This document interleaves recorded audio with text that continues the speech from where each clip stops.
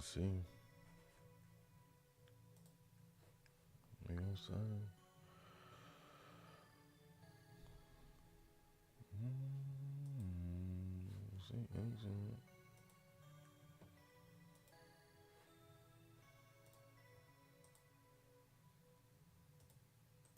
Mm-hmm. That's what's funny about the shit too. That's what's funny about the shit. But that's really that's different. It should use a different um pathway. I'm not sure though. What the fuck was I doing?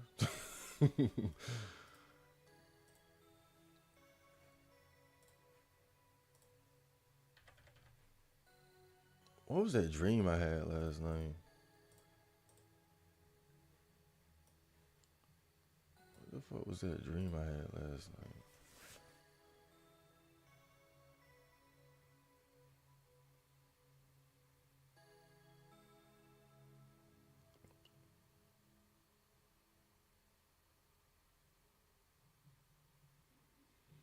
I don't remember. I had a dream, a weird dream.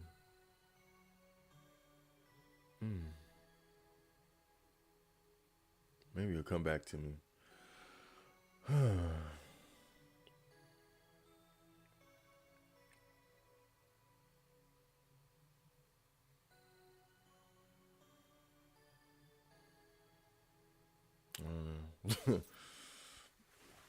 So I'm just watching the bit rate real quick, make sure that the stream is stable before I get locked in here. Um, Looking good so far though. So last episode, I actually finished the game, but I got a really bad ending. Um, no biggie. I guess I'm used to it at this point. But I got the bad ending based on the fact that I didn't even give the astronomers the artifacts that I found. So it's not like I wasn't playing the game the right way. I don't think. Um, I just kind of didn't trust the astronomers, but it seemed like they might really be onto something as far as like contacting the visitors and maybe being able to fix the situation somewhat. So I'm gonna go for that.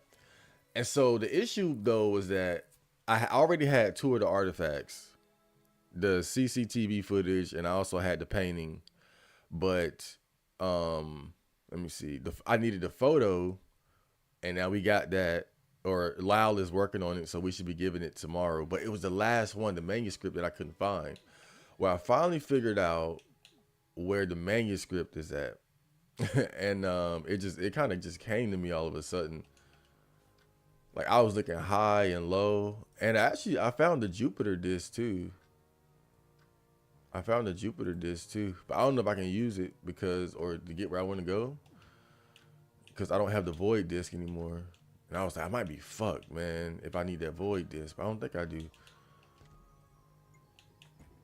So this is really all I had to do. This is so funny now that I think about it. So you get on the elevator, and if you remember, on the second floor, the other half of the hall is blocked by some rocks or something. But the elevator is on that other half. So if you take the elevator to floor two, voila, you get access to the left side of the hall. And these two doors I think are locked. But this one right here, this is the door of the writer. So hold up. Damn, green. We doing green today? Green light? I'll take it. That looked kind of weird, but it's almost noon. So you can see once I saw that giant typewriter, I was like, found it. I was like, there we go. That's the man we looking for. Clearly. But it's kind of strange because there are different papers you find in here too. So I don't know if it's like something you got to do in the right order. So I'm gonna avoid him for now. So a manila envelope, it appears to contain a manuscript, clean manuscript. Fucking ghost.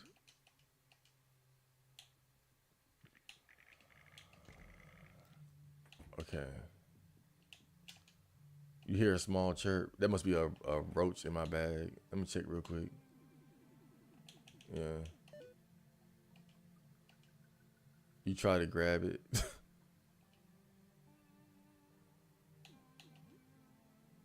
You put it back in your things for some reason.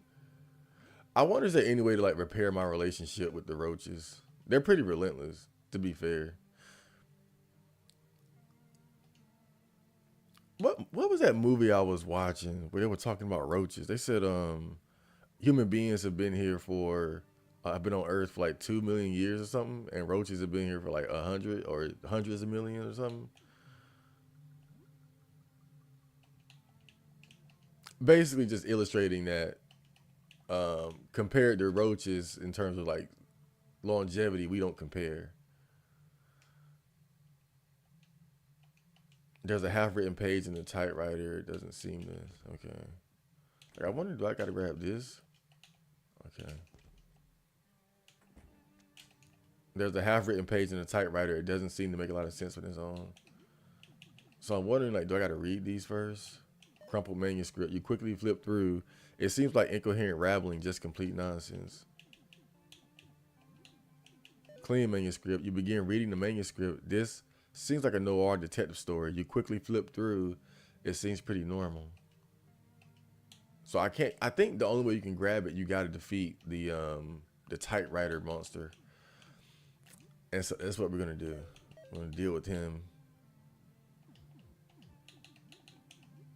Make sure everybody is properly equipped. That flame, yeah, he had that flamethrower, which ain't gonna do shit. What was that typewriter weak against? I think it was weak against like slash damage or something, because it is paper based, paper based. What do I got? Wounded Hell Sword,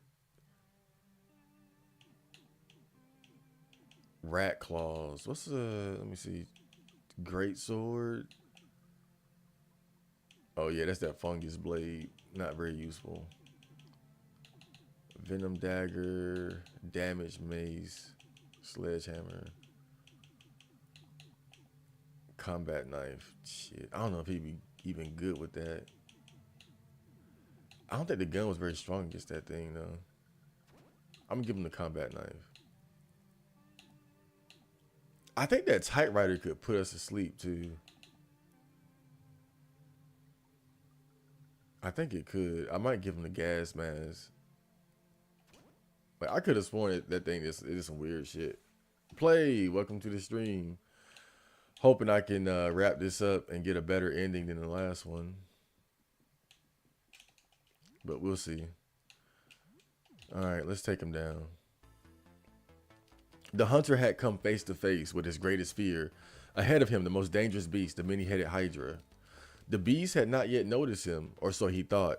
He crept through the brush and ready an ambush. Okay, how are we gonna deal with this? I don't want to use all my good stuff on him. I feel like we might, if I'm going for a better ending, we're probably gonna have like an actual boss fight at the end. I didn't have one with the other one. Draft. What if you gotta attack the paper? Huh.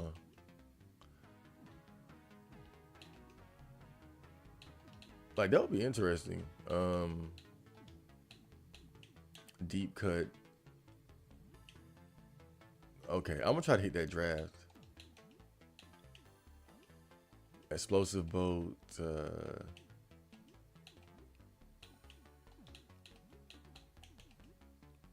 Okay, let's see how this goes. Oh, great. Typewriter attacks. It resists slash?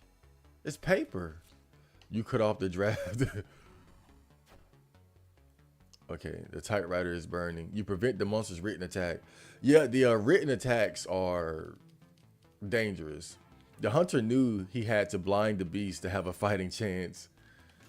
So they're kind of telling you what he's going to try to do next. But oh, you know, now that I think about it, the paper is probably weak against fire. That actually makes more sense than cutting it. Although cutting it, not a bad idea either, to be fair. Um,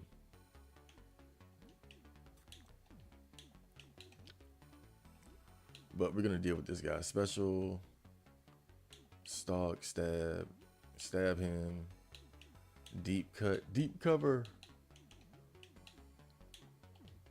What the hell can Morton do? Why do I have him? Well, he hasn't been leveled up a lot, so he's kind of a liability a bit. To be fair, I might want to grab somebody else for these last parts of the game. Shuriken. Okay. Not bad. Ooh.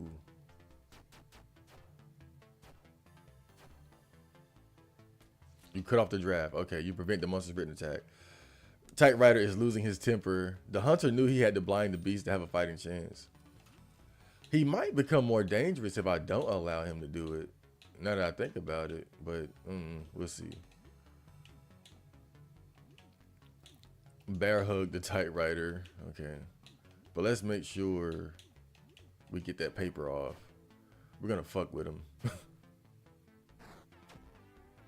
It's not like he's gotten more dangerous yet anyway.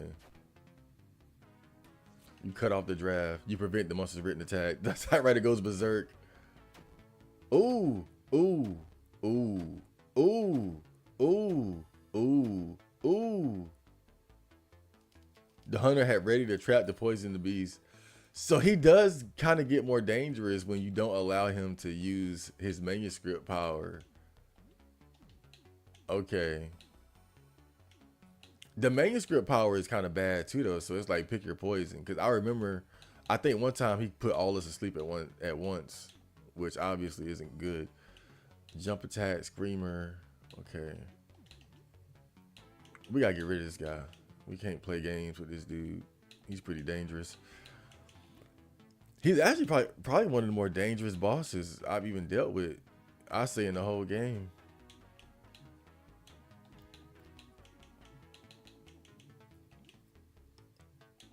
Like, do we even want to keep messing with that damn manuscript at this point? We probably slowed him down enough to where we can focus on other things. Marco screams like a maniac. Draft is panicking. Okay. Resist. The pizza cutter was damaged. Shit. Okay. The hunter wounds worsened. The adrenaline kept him going for now, but he knew the tide was turning. Marco, okay. See, so he's notice how he poisoned all this at the same time, except Morton because he has the gas mask. The hunter hid and tended to his wounds. He knew this would be a long and difficult fight. So he's about to heal himself. He's about to heal himself. But are we gonna let him? That's the big question. I don't think so. I'm about to throw that fucking grenade though. Okay. Ooh, that thing is done. That thing is done. Okay, we got rid of him. Not too bad. I like how the paper was left there. Loose manuscript found. Okay. Damn, he fucked us up. We're just gonna have to hold that poison for a while. Back-to-back streams, YouTube must be paying you good. YouTube ain't paying me shit. I've been demonetized for a long time. I do it for the love of the culture, the love of the people. Add it to the manuscript. Okay, you add the sheet to the incomplete manuscript. I probably shouldn't read it, right? Because all these artifacts are potentially dangerous if you look at them.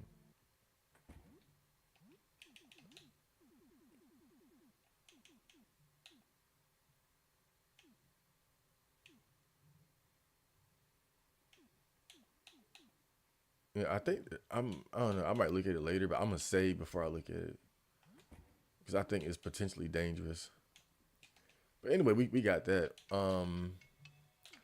So if I'm correct, that should be the final artifact. But in the meantime, I will go ahead and do certain things. Like I can go fight the furnace monster again because I didn't save that from last time. Spicy chips. Huh. $2 coin.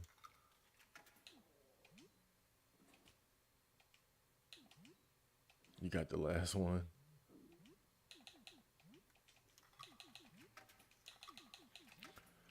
Yeah, so with that, I should have all the artifacts, man. So,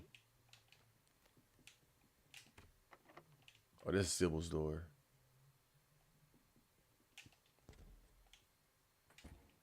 Ooh,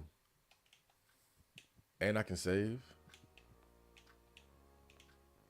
I might put Morton back because I don't think his level is really high enough to hang with the game, so to speak. I like him, but just got him kind of late. I think it'd be better to roll with Dan.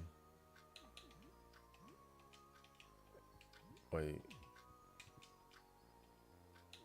wait, manage party, stay behind, manage party, join party. Okay, let's get everybody healed up. I still can't believe I lost my arm earlier. That's crazy. If we went extinct, the roaches would outlive us. If a nuclear war happens, the roaches will survive. Yeah, I've always heard that. Apparently, they're very durable. Morton hovers over a cabinet in your kitchen. You're not sure what he's doing, but you hear the clinking of ceramics. I am rearranging your mugs by volume. Some of these mugs, the volume is not efficient. Morton holds up a tall but slim mug that says, I heart Montreal. Was this game made in Canada? Now I feel disgusted. I am sorry, Marco. This mug disgusts me. It takes a disproportionate amount of space for its volume. We must dispose of it. Also, I do not heart Montreal. Go ahead. Morton's gleeful cackling is almost disturbing as he shatters the mug. Instead of tossing the shards in the garbage, he carefully places them in one of his many packs for who knows what purpose. Strange man. Okay, let's get Dan equipped and caught up with the rest of us. Let's see. Immune to panic and fear. Increases defense. War metal. Let's see. Paint stain apron. Protects from acid. Trauma kit. Training belt. Doubles maximum HP. Has maximum stamina. I guess, yeah. Make them very durable. Work boots. Body. This is where the fun is at. Coat of arms. Coat of arms. Yeah, let's give that to him. Somebody should have it. Beret. A wool beret boosts luck and max stamina. Welding helmet. Protects from bright blindness, fire, acid, and explosions, but hinders vision. Ooh, no. Nothing that hinders vision. I can't handle missing attacks.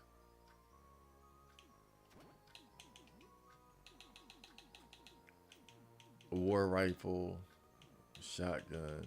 What's the strongest weapon? The war rifle. But I don't know if you got any more ammo. It's not loaded. How much rifle ammo do we even have now that I think about it? Ooh, ammo crate. You crack open the ammo crate. It's full of shotgun shells. Okay. That's cool. What else we got? Screaming pizza. I think that'll poison us though. Duct tape. Wounded hell sword. Okay.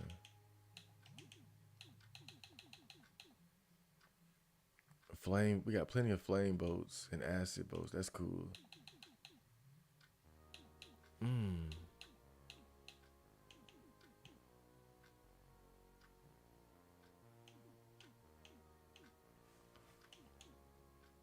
SMG bullets, ammo belt, magnum bullets, duct tape, Clysocks, chew toy. Wait, so I don't have any rifle bullets left at all? Damn. That's whack, yo. Then just give him the SMG. The good thing about that, it only takes one hand too, so he can still hold a melee weapon.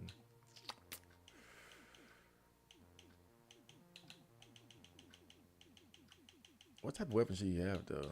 Damage, mace, metal bat, sledgehammer. But that's a two-handed. I guess he should have the combat knife then. Or the machete? Combat knife. Yeah, damn. That thing is fucking deadly for real. Alright. The game has no volume on stream. No volume. It's probably just really low.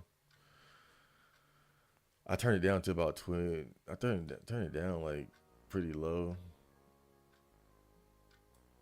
Let me see.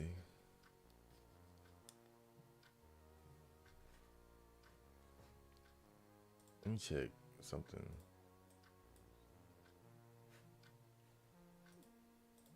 Hold on, let me see. Oh, I see. I had it really low. My bad. I had it super low. That's why. Okay.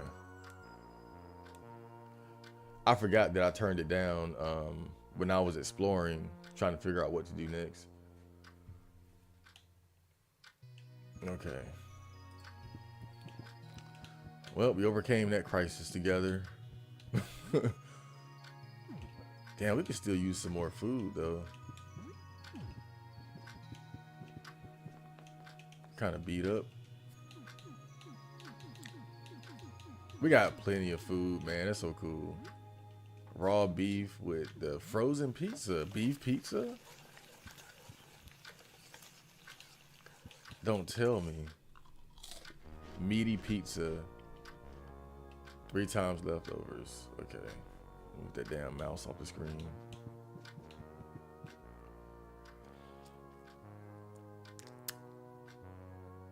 Okay, I think that's it. Maybe I'll make something.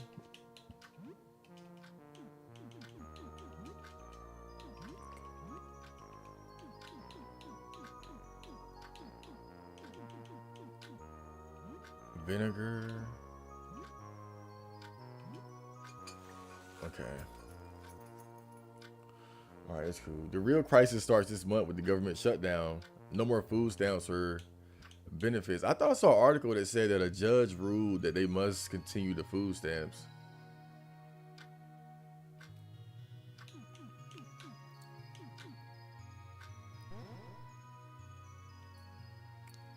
The author went mad after writing down his experience seeing the outside. I almost want to read it myself, but I'm afraid it would drive me mad too. Maybe I already am. Okay, so that's one of the final artifacts there. I ain't reading that shit. I'm gonna give it right to him. But I could be wrong, but I was looking at some news articles on the Associated Press yesterday, and I saw an article that said that a judge ruled that they must continue the food stamps. But we'll see. Man, people going crazy about that, man. People going crazy. But see, that's what happens when you depend on the government for everything. You know, it's like what I was saying about my friend. You know, he got kids and things like that, and it's like, you know, you right now having children in like a very volatile situation in terms of the economy, in terms of the government. Like, we really don't know what's going to happen next. I just think it's very irresponsible for ordinary people to be just having kids left and right. It ain't the time for that shit. Yeah, I'm sorry. I'm sorry, people, like, because we don't know what's gonna happen and you know, with this whole food stamp scare, it's just a good example of what I'm talking about. Because, you know, a lot of people, especially where I'm from, when they have kids, that's one of the first things they think about, you know, because they know the more kids they have, the more food stamps they receive. That's one of the first things people think about. Oh, I got, you know, my baby mama get 500 in food stamps, 800 in food stamps. What if you don't? What if it don't show up? People don't think about shit like that. See, I think about shit like that. That's why I'm playing look outside in my mom's laundry room.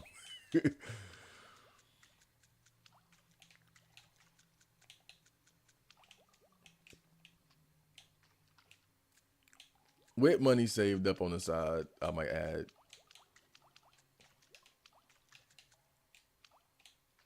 So I'm not worried about food stamps because I know I got food money. I got food. I'm not worried about food stamps because I got food money.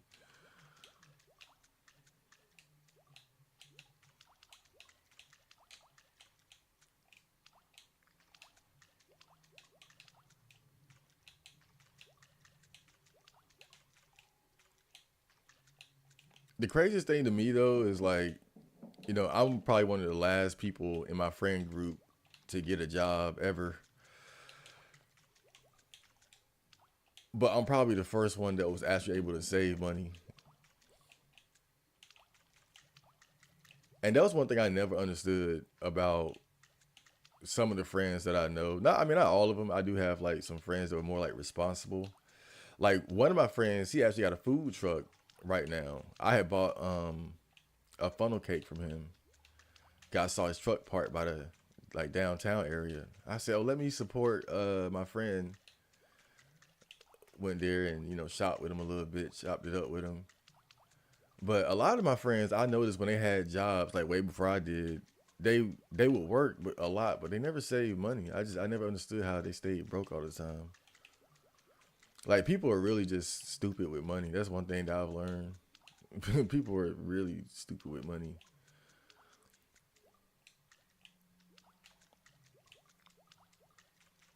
And it's so easy to save money. You just gotta take like a small portion of your check and put it to the side, and then just set little goals. Like start with well, I say start with like the goal of $100 or something, right? And then you can put 20 up 1 week, 20 up another week. Now you're gonna have some setbacks. That's the funny thing about saving money. You're gonna have setbacks where you dip into it, shit happens. So you go up 60, go back 10, go up 40, go back 20, and then go up 100, and then a 20, then a 40. Next thing you know, you got like 200 saved up or something. But it's not that hard. It's not that hard to save money. Just have just set a goal and put a little bit to it at a time. Don't stress yourself too much about never dipping into it. It'll happen. It's just life. Like I remember, I remember I was driving to the gym and I ran over a brick and my tire popped.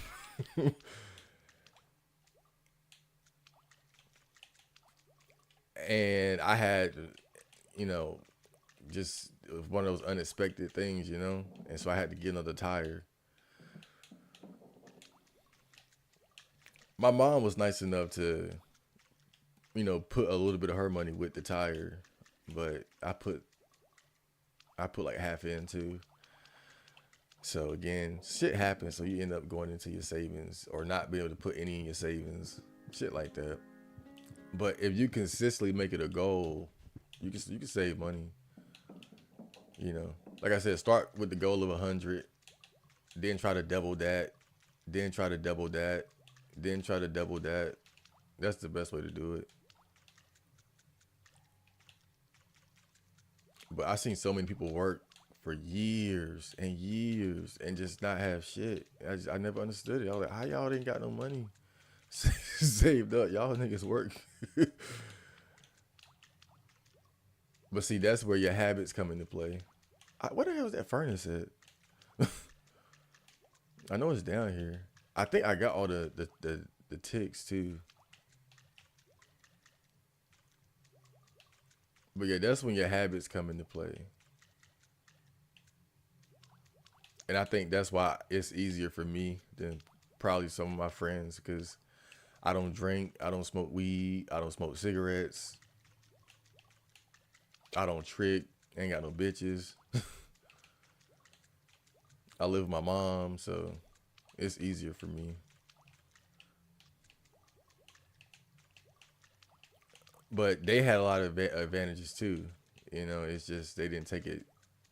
You know, didn't take advantage of them.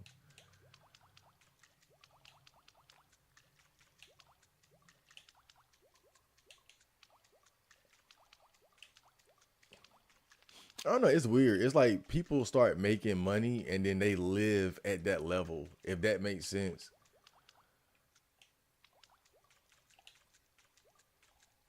So it's like if, for instance, if I have a friend and they make the same amount of money as I do, then it's like they'll live with their parents during that time. But then if they start making more money, then they start thinking, well, now I'm gonna move out.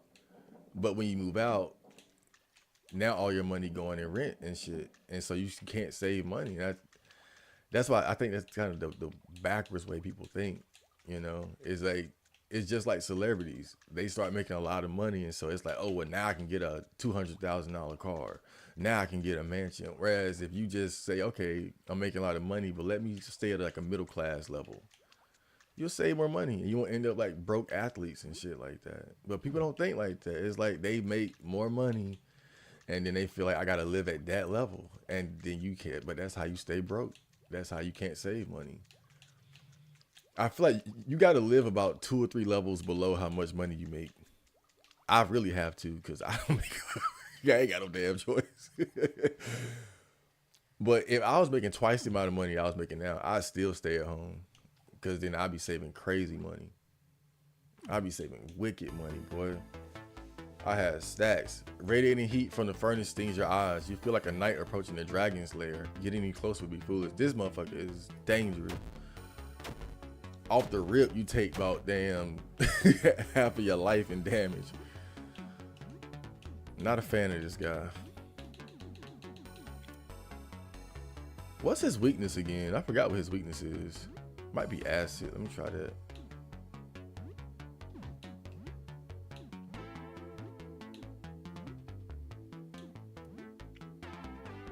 Okay, I'm gonna stalk him, and I'm gonna let him use a healing spray on us. Mmm.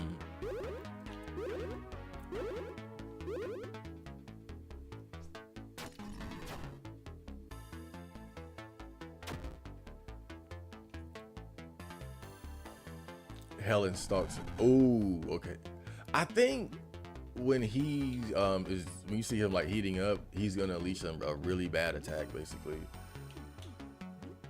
and you gotta prepare for it. I think it's better to guard, and I just haven't been guarding.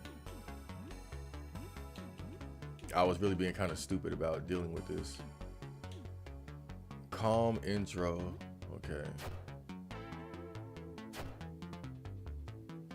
Furnace is panicking. That was terrible, Helen. Okay, I think now we want to guard. So I'm gonna try to guard and see how much it protects us. Oh, he can do twice. He can, yeah. He can act twice. Heals life of one target. Okay, let's see what happens. Hopefully the guarding protects us a bit. That sucked, Dan. Okay. Oh no. Ooh. Ooh. We might as well not even guard it. That was terrible. We got ate up and we're on fire. That was horrible, man. Lord, he just smoked us. He smoked the shit out of us with that, man.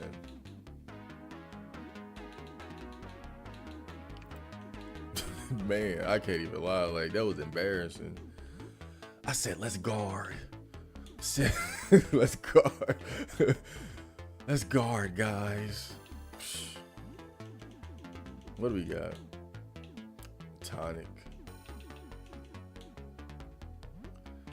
I need to make some more healing sprays too. Pappy is fucked up. Ooh, I'm acting twice. Bless. That sucked. Okay, healing spray.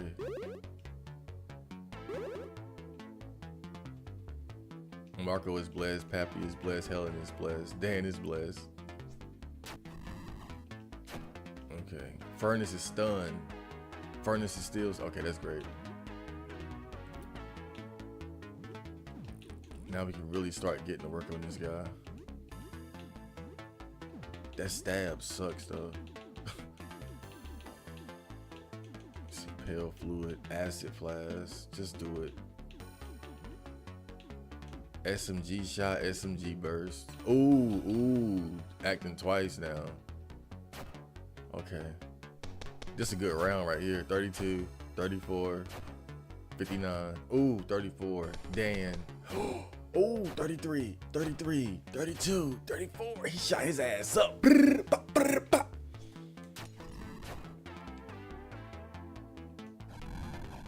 Uh-oh. Yeah. The fun is over. We were fucking him up for a second, though.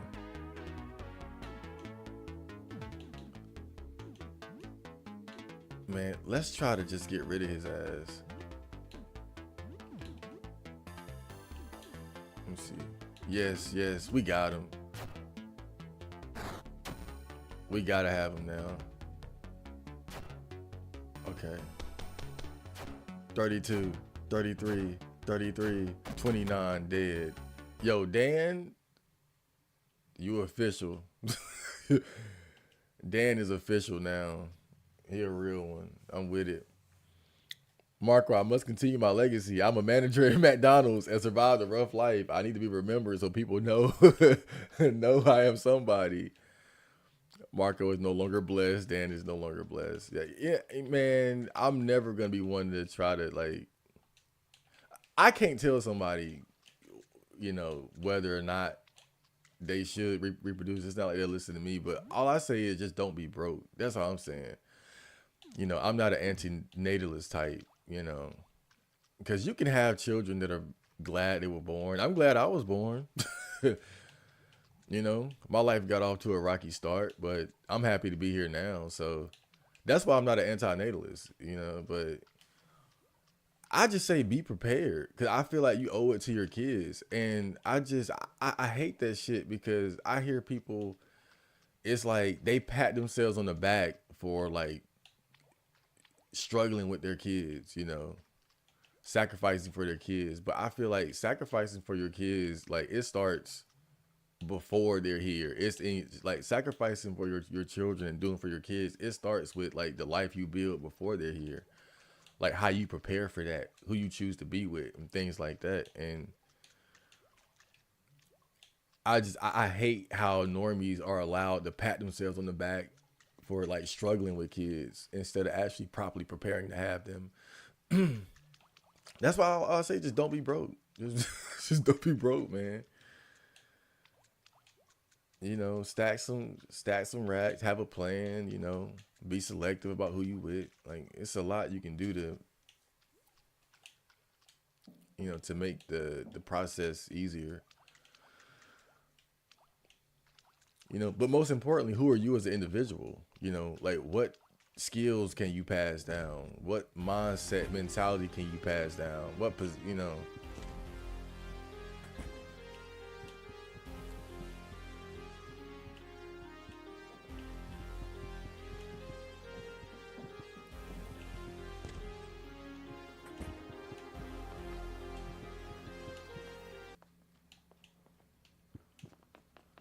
And that's one of the things that I respect most about Coach Greg Adams. That's why he's one of my favorite in like the red pill space. Cause he understands that, he gets that. Like, he was just talking about that on stream, I think like a week ago or so, and he was talking about how he's made enough money to where if America collapses or if shit really hits the fan, like he can fly his kids out to another country.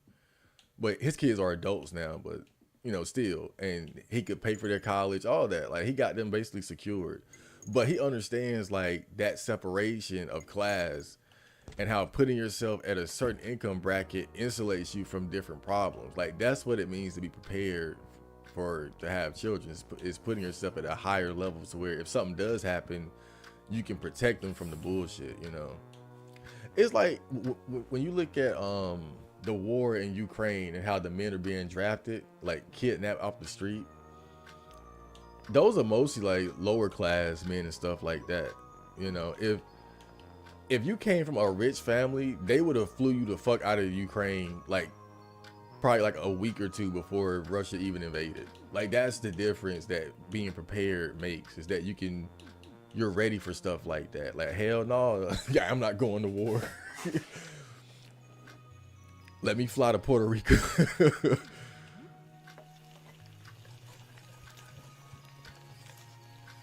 Motherfuckers out here having kids don't even got a damn passport.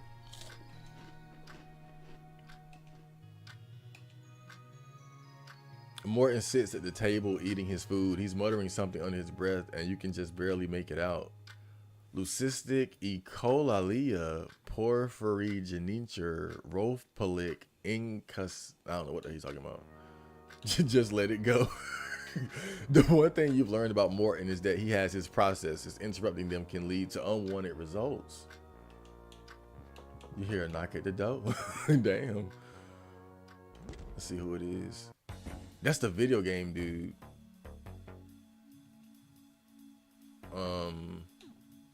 I don't know, not much use for him at this point. It's like we're coming on the last day, so we're not gonna get much out of video games, but I could sell stuff to him.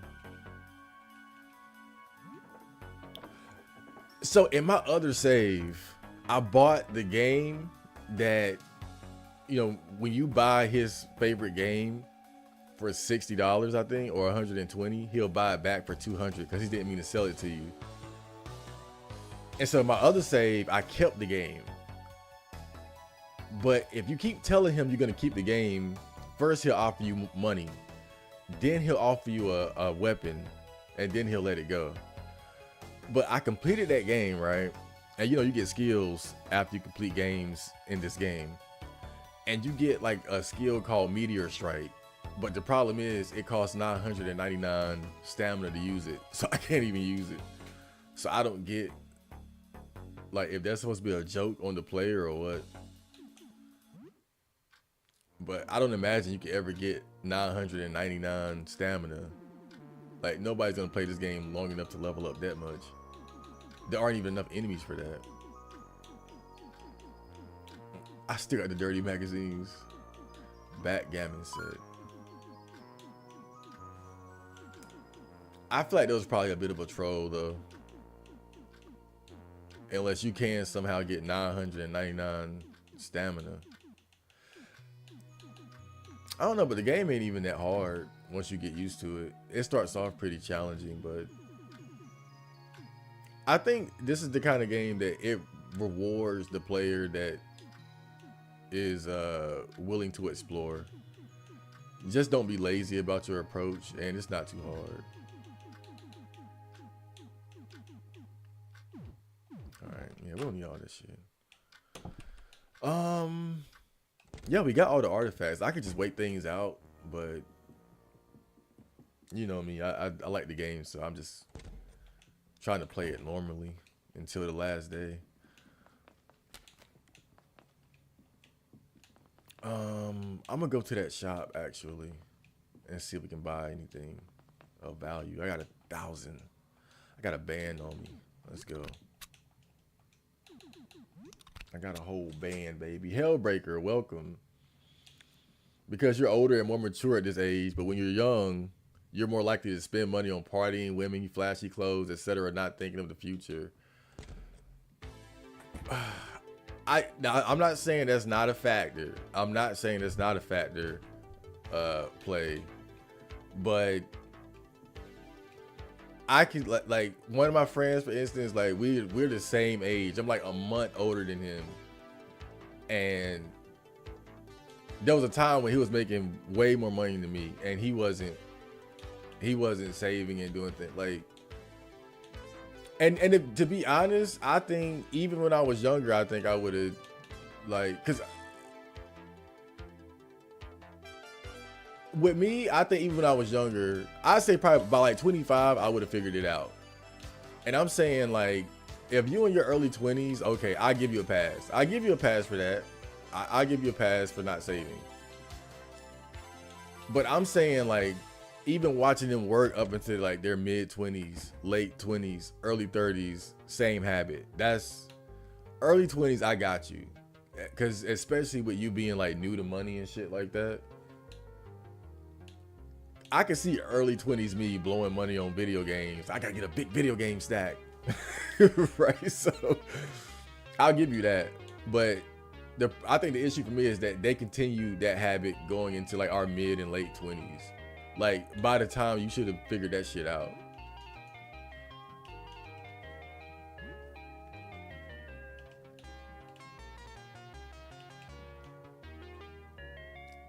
A chainsaw. Which one should it be? Champion belt? Small increased HP and stamina and boost all stats. It's pretty expensive, man.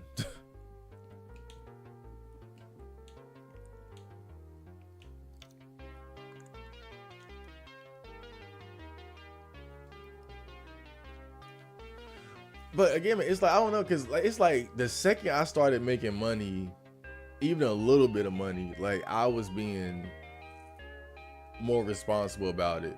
Even like when I started making money through like donating plasma, like no job, just donating plasma. Like I remember like I was still buying weed and I was like, I feel like an idiot for buying weed. It was funny. Like now that I'm making money from donating plasma, I was like, I'm not making enough money to be buying weed. And that's really when I stopped smoking weed.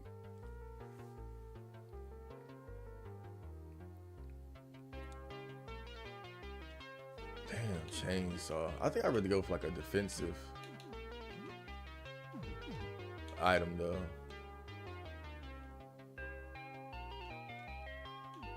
What does everybody have?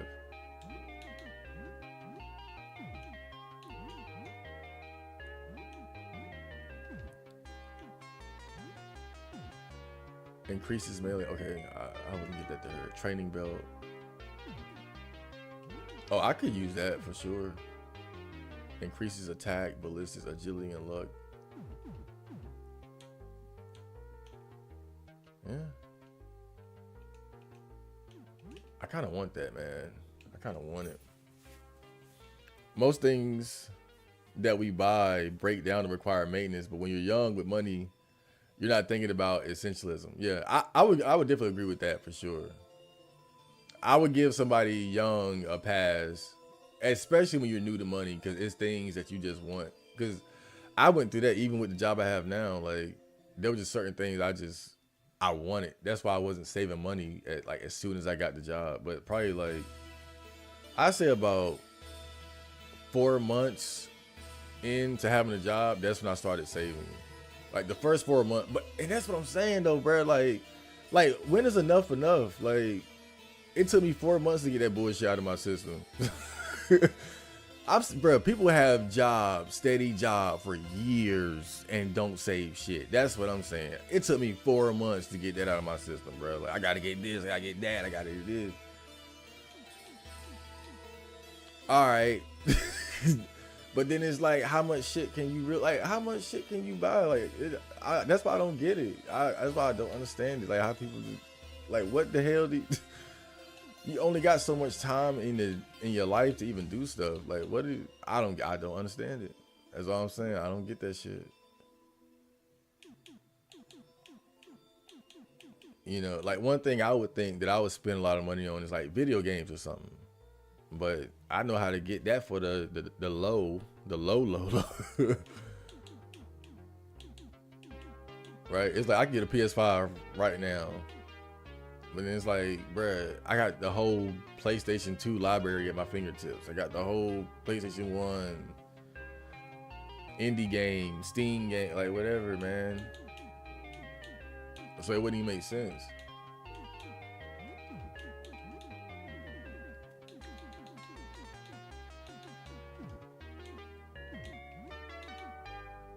Damn, we got all the good stuff already, man.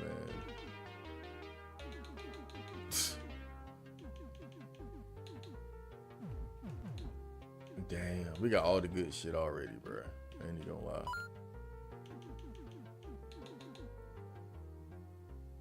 Can use the power small electronic. What if I got that stun prod thing?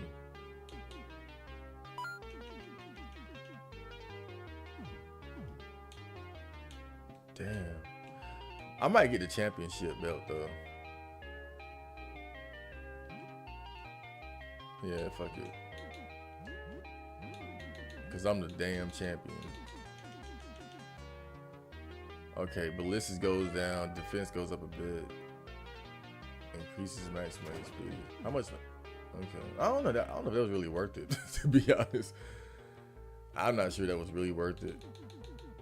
But whatever. We'll roll with it.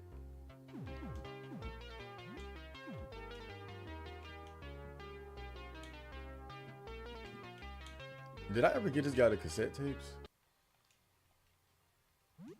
Oh yeah, this is the guy with my name.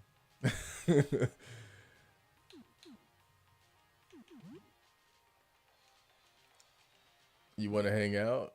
I'm Emmanuel. I swear.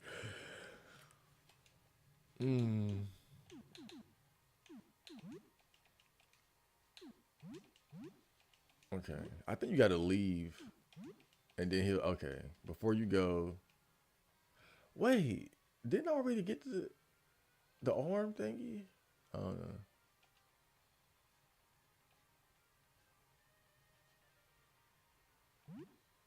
He said, yo, really? Did you get Dudes Bob 96? Yeah, that's crazy. Because I already got the coat of arms. How did that happen? Maybe I got it from somebody else. Crown of Fingers.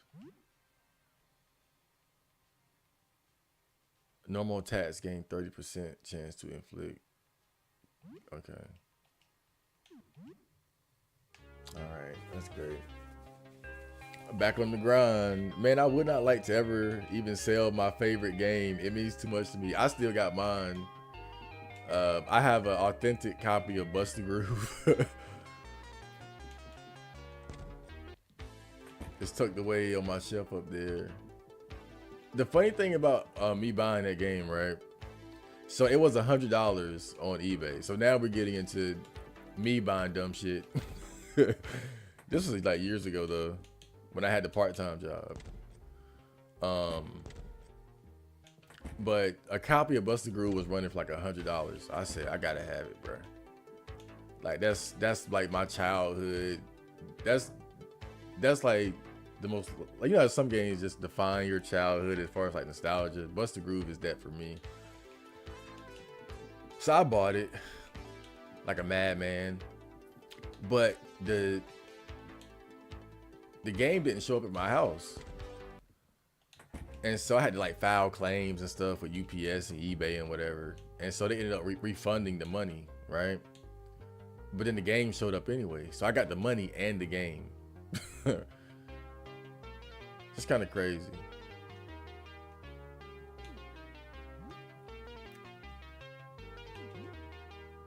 I probably shouldn't have bought that champion belt, because now I want to do that part in the what's his name, Mr. Henderson.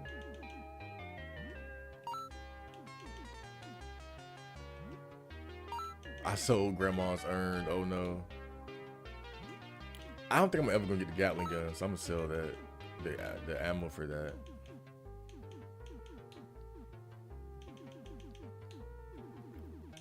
Can I sell the Screaming Pizza? Oh no. Well, I understand. I can't be mad at them for that. We do not want your Screaming Pizza, sir. Sorry for the misunderstanding. The Furnace Edge.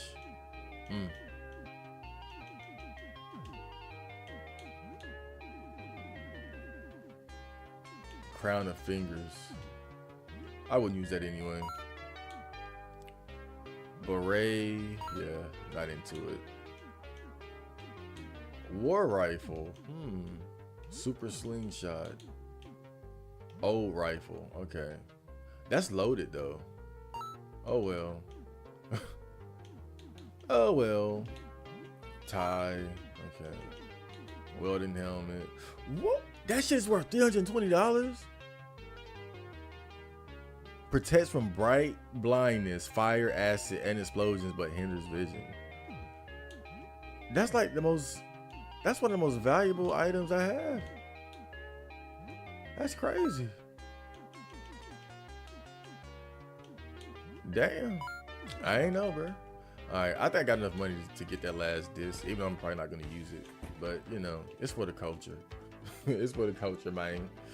Let's do it.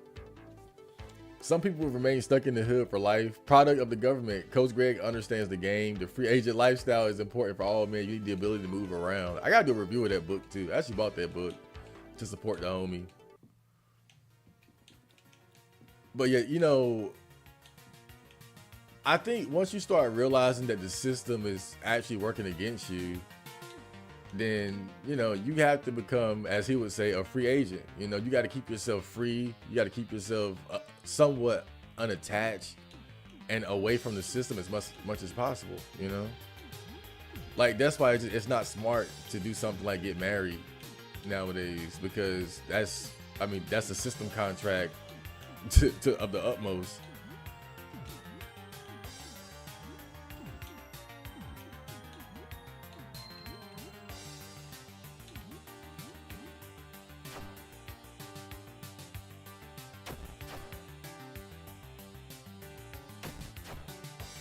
Damn.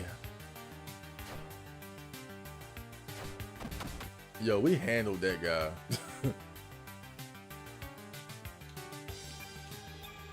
The free agent lifestyle. You know, CGA, he was smart because he knew to make his own brand.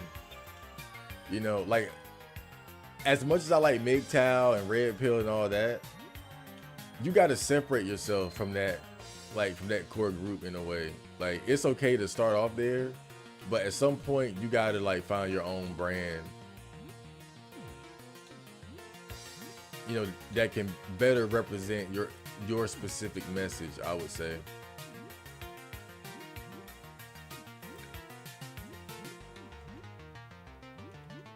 And I think that was really smart of him to find his own brand pretty early on.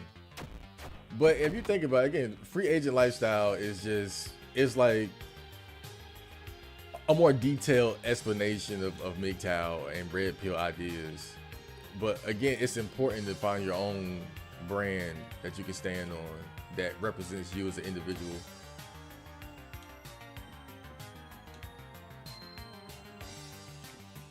What the hell? Oh, that's a dog tag guy.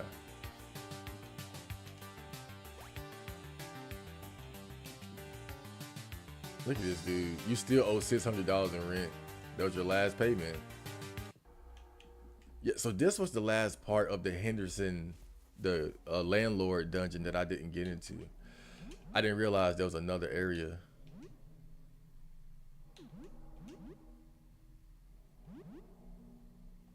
The soldier throws that grenade has still never had the chance to explode near me or anything like that. Maybe you're just smarter than them, then you got a bit of that main character energy, even though on the surface most people would peg you as low value. And you know, I don't really think I was smarter than them. I wouldn't even say it's that. I wouldn't even say I was smarter than them. You know, and I was thinking about this. You know, it's funny because me and my mom were having this conversation, and she was like, "I can't believe how the roles have reversed, like with me and my friends, because they started off way ahead of me, and I was like the loser, and then over time, like it kind of flipped to where I'm the one that actually has some stability and is being responsible, and they're headed in the opposite direction."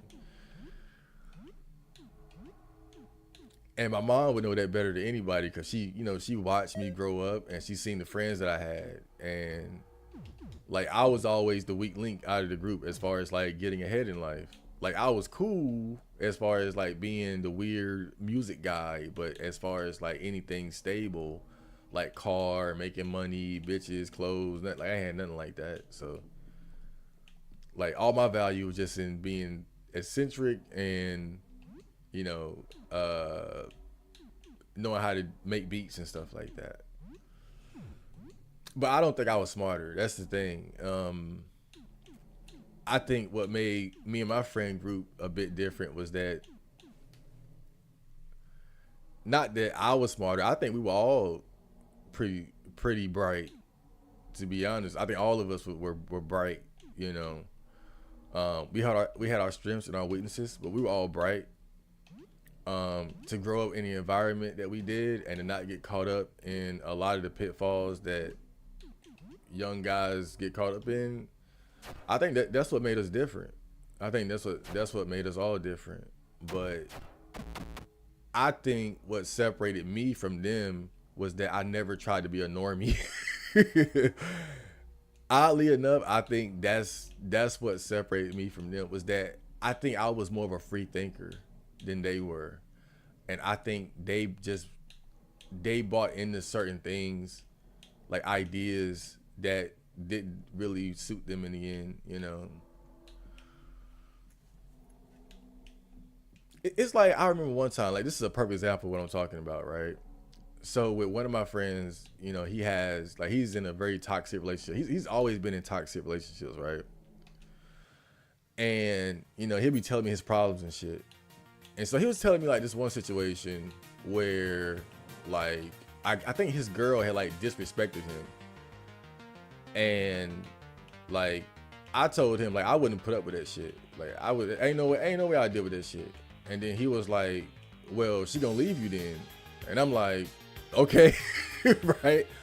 But that moment when we had that conversation, I think, like, that explains the difference between me and them. It's like that thought process. Like, for them, or at least him, it's that thought of like setting a boundary with a girl to where she would leave you because of that boundary. He wouldn't do that. Like, that's perfect example of what makes me different from someone like him. And you'll be surprised, like, the amount of, like, normies that think that way. Like, they cannot set a boundary if it's gonna make the girl go away, right? Your lease is up, soldier. Time to move out. He got that mole nose. But yeah, I don't think it's an issue of intelligence as much as it is just, like, mentality.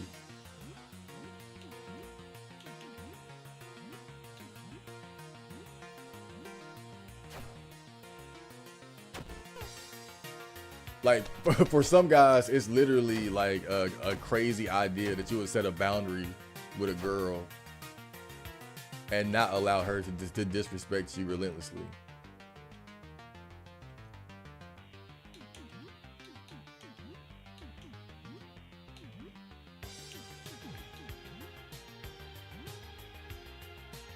Did this even do, like, good damage? Like, was it worth it?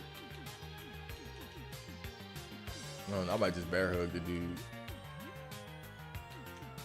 I might just bear hug the dude. I get it, like, it's a violent attack, but I think it's just kind of funny the way it's described. Okay.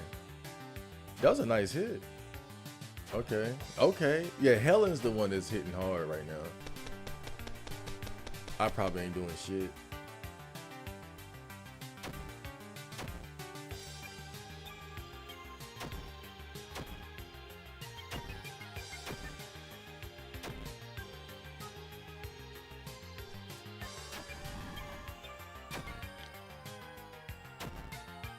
Damn. That hurt. That hurt. But we got this. He ain't too tough. I fought him earlier. You ain't so bad. You ain't nothing.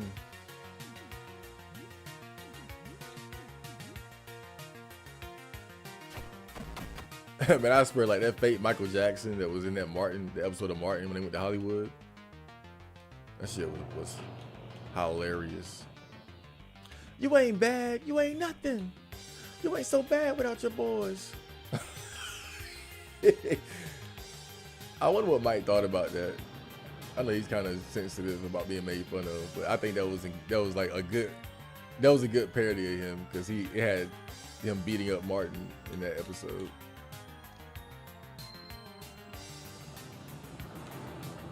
Michael Jackson is some of the best music to listen to at work, I swear. That motherfucker be getting me through the hardest days. I swear, man. Next year I'll be save maxing. I will hopefully order the Ideal Dream GPU I've been saving for later this month, and I will milk this setup till it fucking dies. I'm rooting for you, man. I'm rooting for you. It's gonna be a while before I can get mine because I'm trying to get my savings up to a certain point before I make a big purchase again. And then I got to get a StreamYard subscription. That's gonna run me like, I think it's like $200-300 or something like that. But I think it'd be worth the investment as long as I, start consistently streaming more.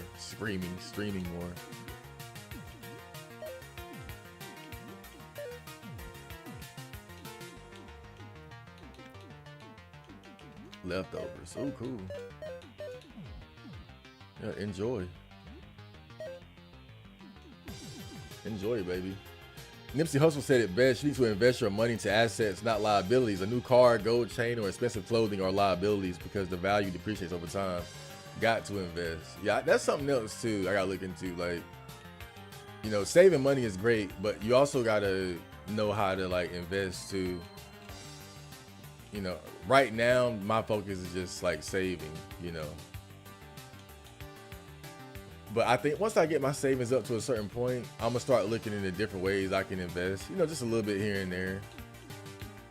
And sometimes investing just means investing into yourself, investing into your craft and things like that. Like I remember even Coach Greg Adams talked about this a little bit, and he was talking about like some people, they make fun of the idea of like, let's say, like investing in a course or a seminar. But he was talking about how when you actually invest money, like, okay, like people might look at like, why should I invest in a seminar when I can just look up the same information for free, right? But then he was saying like when you invest that money, you're more likely to take it more seriously because you invested the money into it. Like when you invest money into something, you have more of an attachment to sticking with it consistently. And so sometimes investing into certain things is not about the product itself. It's about like the investment and how you take it more seriously because you paid for it, and I remember like a funny example of this is when, that video game Catherine, when that game came out, I bought it day one, right? I bought it day one. I pre-ordered it. I got like the special edition that came with the pillowcase and the shirt in the pizza box. And looking back, that game wasn't even that great. It was not worth pre-ordering. I liked it, but it wasn't worth all that. But I remember because I pre-ordered it and paid full price for it, I played the fuck out of that game. I got the most I could, bro. I was doing shit I didn't need to do. But it's because I made the investment. I took it more seriously. So I didn't just like beat the game and put it to the side like I would a lot of other games. Like I wanted to like master figuring out the puzzles and shit because of the investment.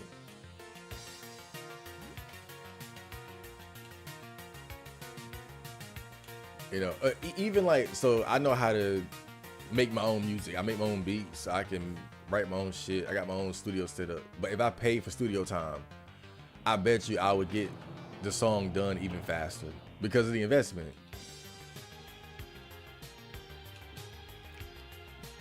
So sometimes investing in yourself is just about getting yourself to commit better to a particular goal. I'm trying to find that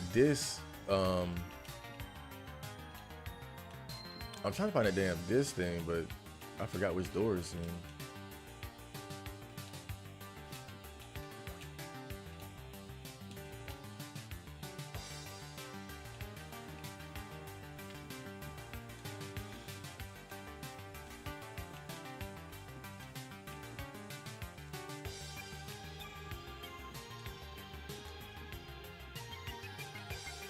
But it's funny what you said earlier about me being smarter than my friends. And like I said, I don't think that's the case.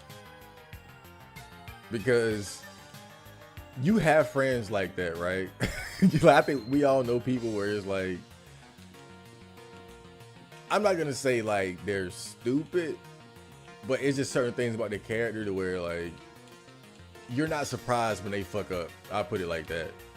Like you ever know somebody where it's like you might even be friends with them, but you know just based on their character, like this person is like they're gonna end up in jail or like they gonna fuck their whole life up. Like it's just who they are, right? I have friends. I've had friends like that. I've definitely had friends like that. So when they fuck their life up, it's not surprising to me. But with the friends I'm talking about, it's surprising to me because they know better. And that's why I would be disappointed in them or disappointed in myself when I failed to live up to my own expectations, because I feel like that's what made us different growing up, was that we knew better. We weren't dumb. It's not like we didn't know right from wrong. We did. So we don't have that excuse.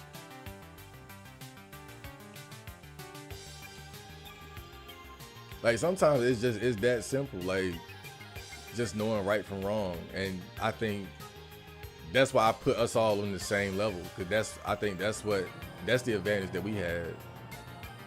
We were at least bright enough to know like the simplest sense of right and wrong, right? Like, okay, selling crack, joining a gang, not a good idea. Right? Like we understood the basics, the fundamentals of life.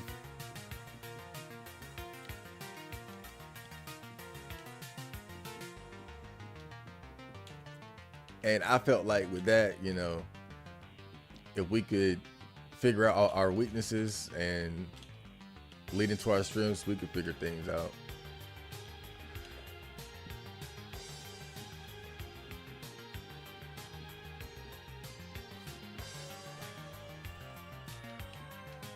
But I don't know, you know, sometimes people just have a specific weakness, and if you run into it and you're not able to conquer it, it can ruin you.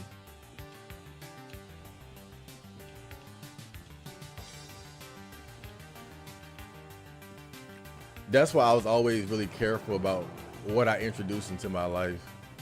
That's why I never got into drinking, you know? Because I think my dad was an alcoholic.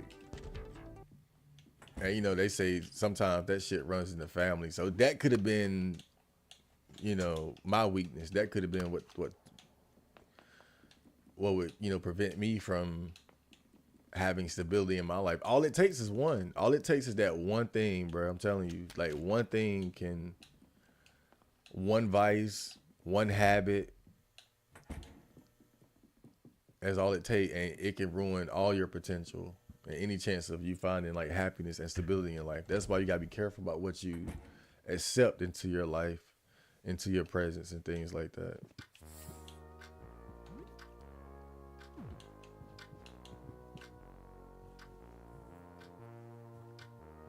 This day should almost be over now. Yeah, I think I'm satisfied. Let's see if we can get that ending. I probably should have saved there though.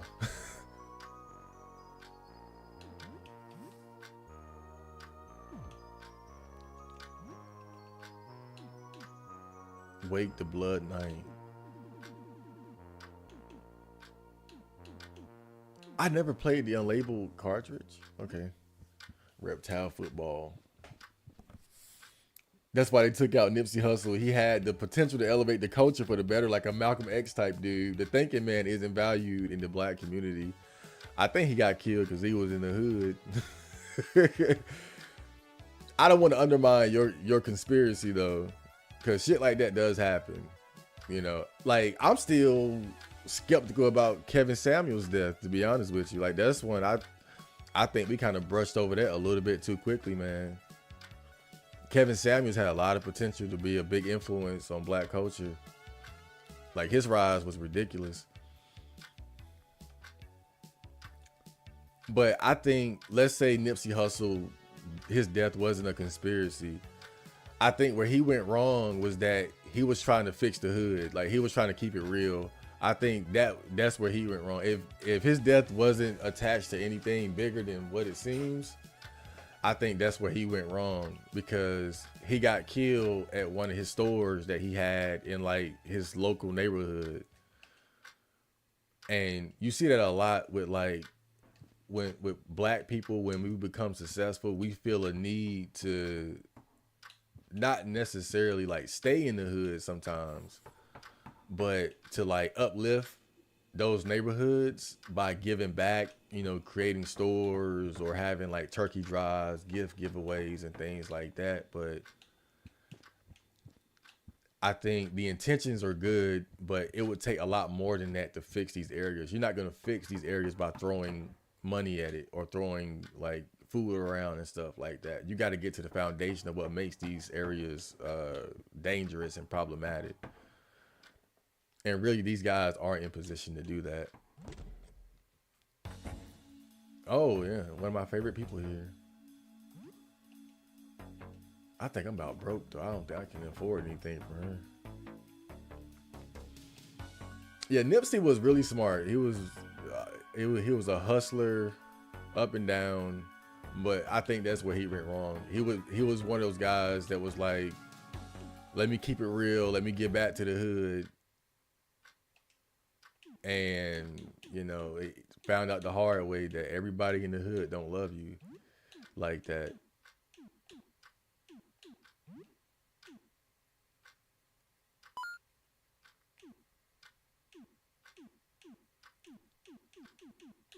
Medication.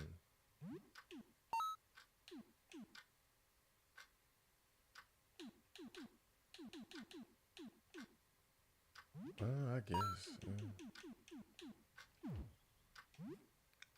Yeah, you gotta be careful about that. I get it, that desire to keep it real and to give back to your community and things like that. I don't think it's come from a good place, but you'll suffer a lot behind that. That type of mentality is a big reason why MC Hammer went broke. He made a lot of money, but he also he was that same type where it was like he felt the need to give back to community so much that um it basically bankrupted him. So you gotta be careful with that mind, especially as far as like staying in the hood, going back to the hood. Young Dolph, on top of the world, went back to those hood areas to buy some cookies and got killed. Got killed buying cookies in the hood. Come on now. So you gotta be careful with that mindset of wanting to give back. I mean, you can give back, but you gotta stay with it. You gotta stay. Your ass better be in another state somewhere. Like show up real quick, then leave or something.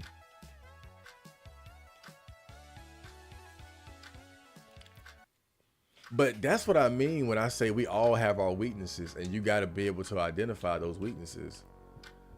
Because Nipsey Hussle was a S-class human being, but that desire to stay in the hood and to be hood affiliated, that's ultimately what made him lose his life. Like I would say that was his Achilles heel. As great as he was, that was his Achilles heel.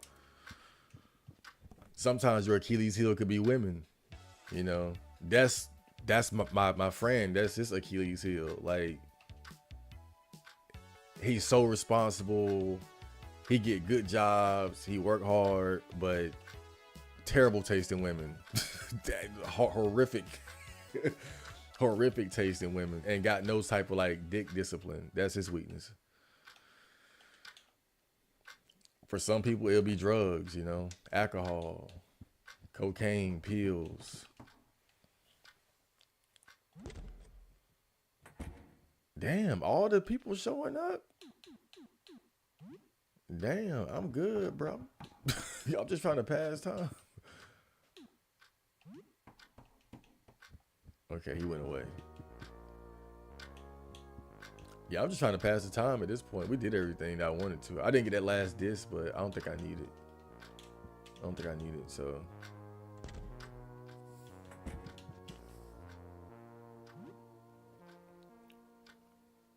Okay, so this is the last day.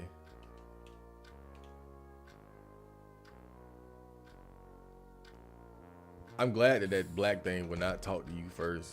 You got to talk to him. And then he'll murder you. Just squish the cockroach. No conversation, just squish him.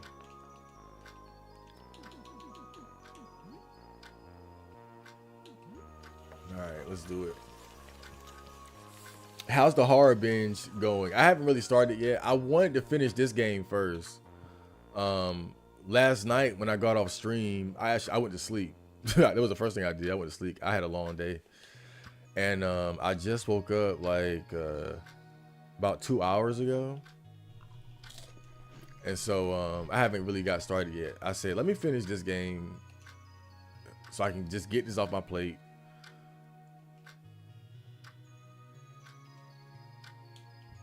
And that's what I'm trying to do now, just wrap this up. And I think after I finish this, I might go to the gym, because I know I'm gonna be laying in bed watching movies all day. So I said, let me get my workout in before I do that. So I'll probably start it around this afternoon. Like after I get off stream and go to the gym, then I'll get started. But just want to make sure I got everything done that I wanted to get done. Something feels different today. I can't explain it, but it feels like something momentous and final is about to happen. I feel strangely sad, Marco. Damn. Now I'm sad. Okay.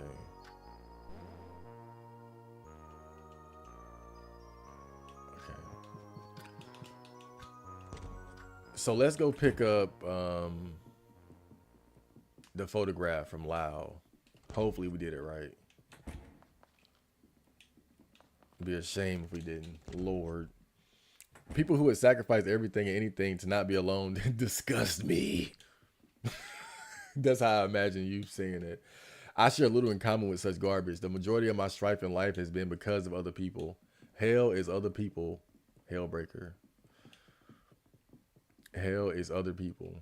You know. I mean, if you are going to sacrifice for other people, it just got to be the right person, you know. But you can't let people just disrespect you endlessly and shit like that. Like, you gotta have boundaries, is all I'm saying. I cut a bitch off quick. I developed your photo here. Don't look at it. I was fine. I looked at the thing before. There isn't much left it can do to me. Okay.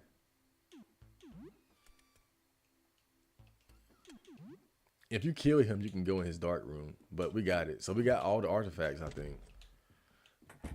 So we're gonna go give it to the astronomer downstairs and then finish the game and see if we get a better ending. But that should be everything. I just gotta remember where he's at though. He's either on the ground floor or in the basement. Where the fuck is that dude? Let me check the ground floor first.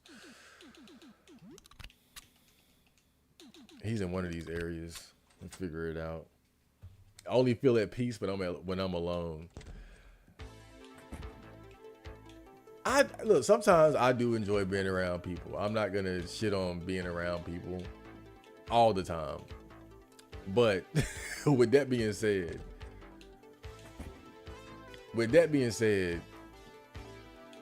I love solitude. I think for me, having solitude is as important as, you know, having good relationships with people.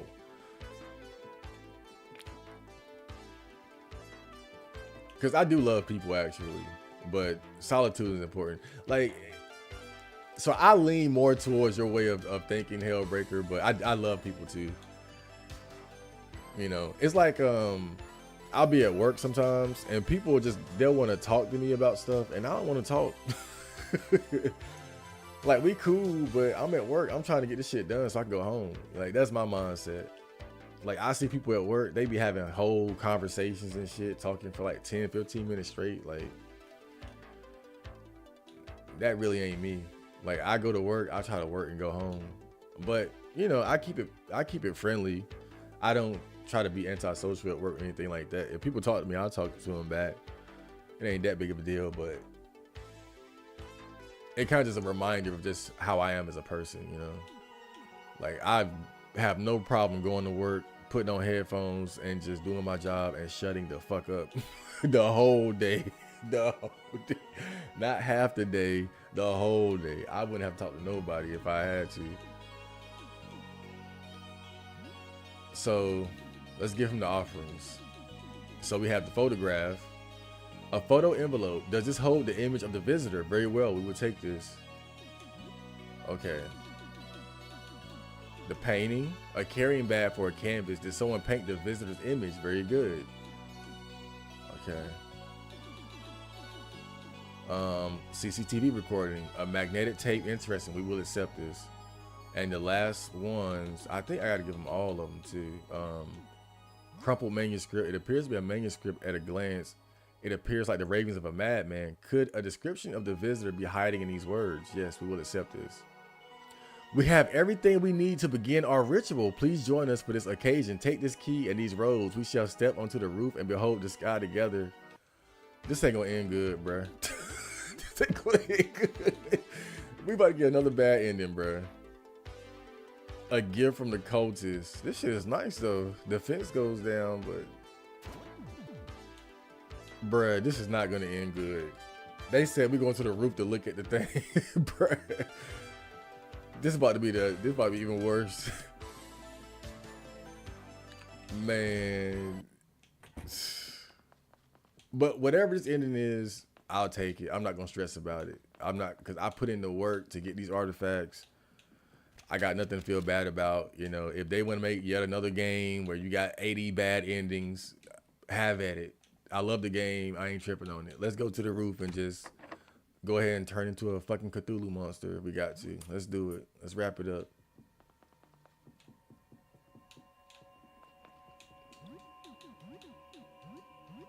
If that's what we're going to do, that's what we're going to do.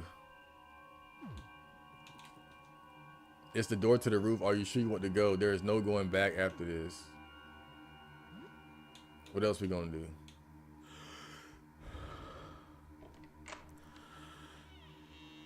Wow, this is overly dramatic.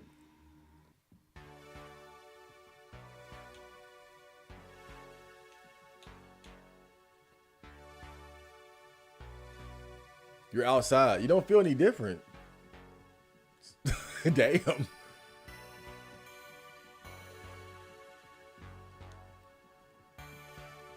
What if it was all a hoax the entire time? Like you could look outside. But something is different for damn sure. Let's see. Okay. Damn, what the hell is that?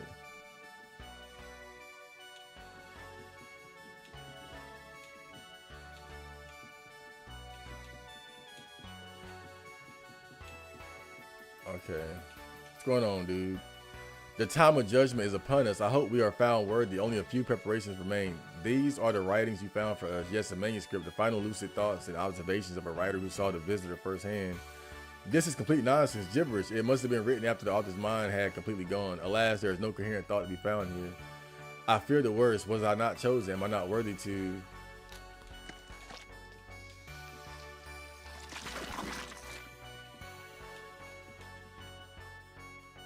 There is no response from what used to be Jasper. He seems to be ignoring you entirely. At least he doesn't seem to want to harm you for now. You struggle to make heads or tails of what it is exactly you're looking at. His countless worm-like limbs writhe and jerk as if racked by constant jolts of pain. This is no way to live. What a terrible fate. Maybe you should help, but he seems extremely dangerous. Damn. My bad.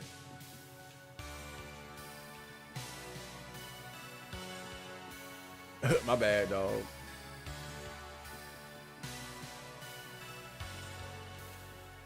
Okay, I can't believe it. We're outside, but we're still human. Sane, it's working. The visitor protects us. He knows. You excited? We're almost there. Moments from making true contact. I brought a little television here to view the VHS tape you found. Let's see. Yes, this is it. For my vision, this is exactly right. I knew it. I knew my vision was true. I'll head to the ritual. Meet us there when everything is ready. I think I gave him the wrong item. I gave him the wrong item. I think I was supposed to give him the loose manuscript or the clean one. I gave him the wrong one. I don't know if that's gonna affect the ending, but you got to give him the right item. And I gave him the wrong one. Are the others still prepping? Okay. Well, alright. We'll see how it affects the ending, though.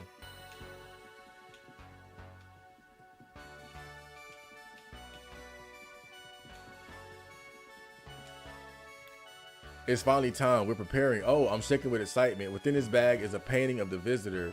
I know it in my heart of hearts. This is his form as seen through the flawed human eyes of an artist. Perfect. The use of color. It is beautiful. Phew, this is exhilarating. All right, I'll head to the ritual site. Meet us there once everything is ready.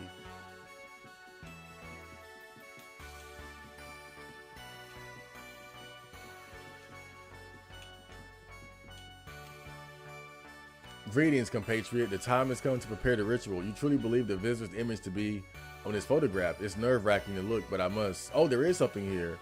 It's truly him, a photograph of the visitor. I'm in awe. It's even more beautiful than my dream. Very good. Meet me at the ritual site. I have an excellent feeling about this. I'm kind of pissed off though because 3 astronomers have correctly prepared their offerings. Time to head to the ritual circle and begin. Because I almost had all 4. I just gave him the wrong item. But let's see what it's about. Let's go ahead and check it out.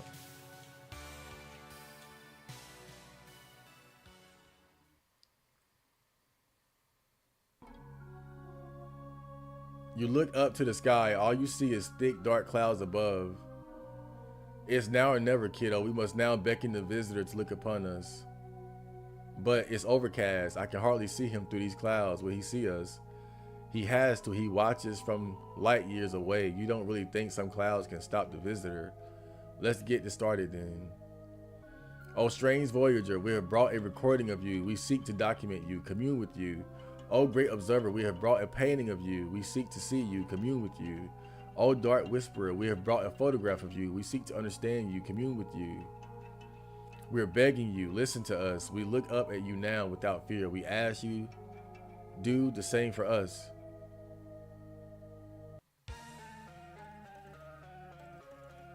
Blessed day, joyful day. It is time, it is time. I feel it, we will ascend. What? I gotta fight?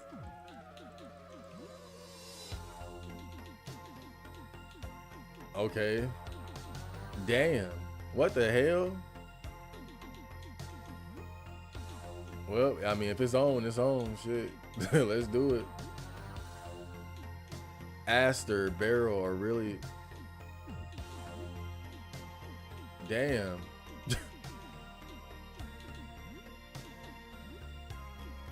SMG burst.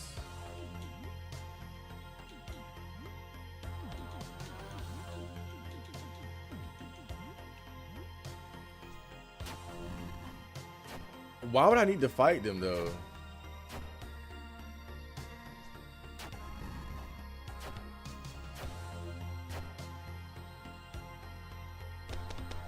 This final boss music is great though. They're weak to guns.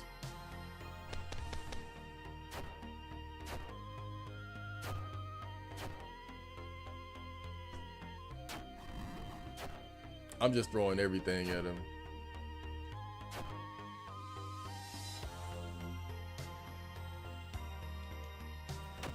Just what?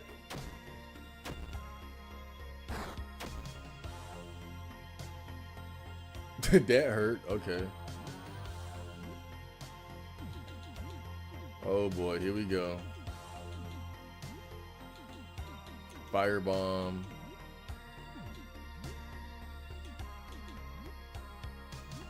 Okay.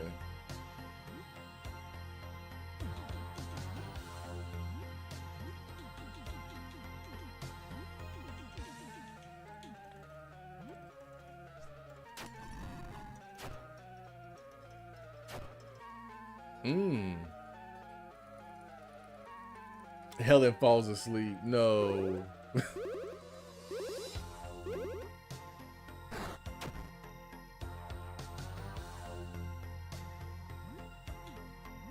Okay.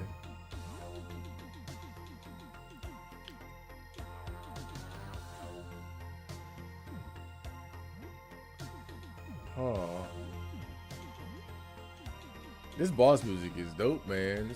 It's kind of chill, but it's fitting. I'm digging it. Flame boat.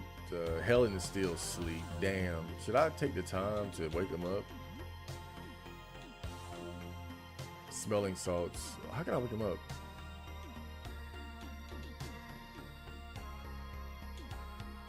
Medication.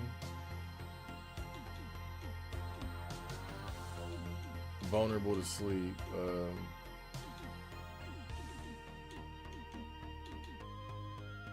Physical stat. I don't know if that's physical though.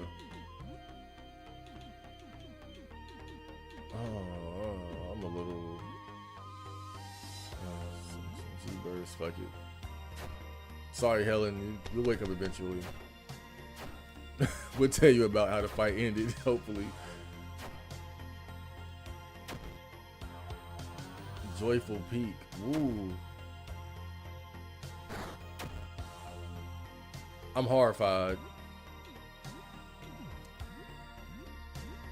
Okay, let's see. Range. Flame boat. Oh, he gotta reload. Shit.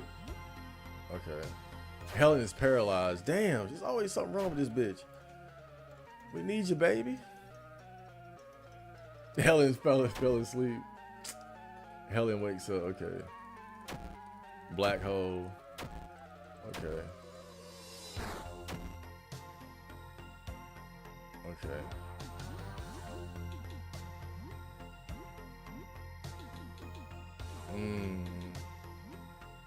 My last healing spray.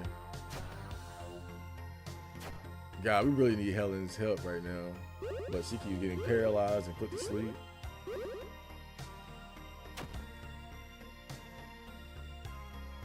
Okay. Alright, she's no longer paralyzed. Great.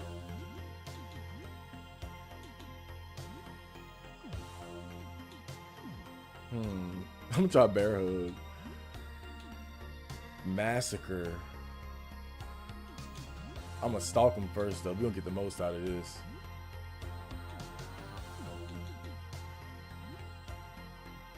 Tonic. Yes, he finally got a double turn.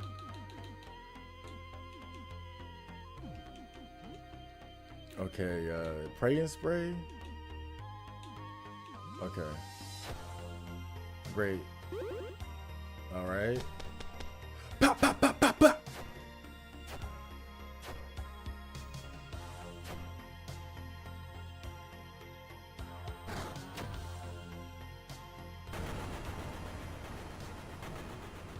I did it.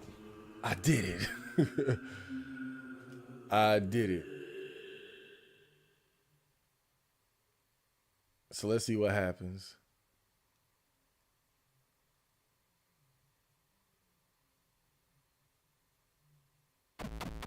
Marco's party was victorious. Okay. You run from the roof, leaving behind the twisted abominations that used to be the astronomers. The ritual was a complete fiasco. It went so very wrong. Was that your fault? You got at least some of it right. This might be your fault. Your heart pounds in your throat. You stagger back to your apartment. Your friends look horrified. You're covered in blood. Right, yeah. You rush to the bathroom to wash your face. You're seeing double. You feel cold. Your heart races. Intense nausea. Is this a heart attack? Maybe shock. It must be shock. You're in shock. Of course you are. Everybody's dead. Everything's gone. It's all over. The ritual thing was a dud. The people who knew the most about this thing are all gone or have lost their minds. But at least you're unharmed.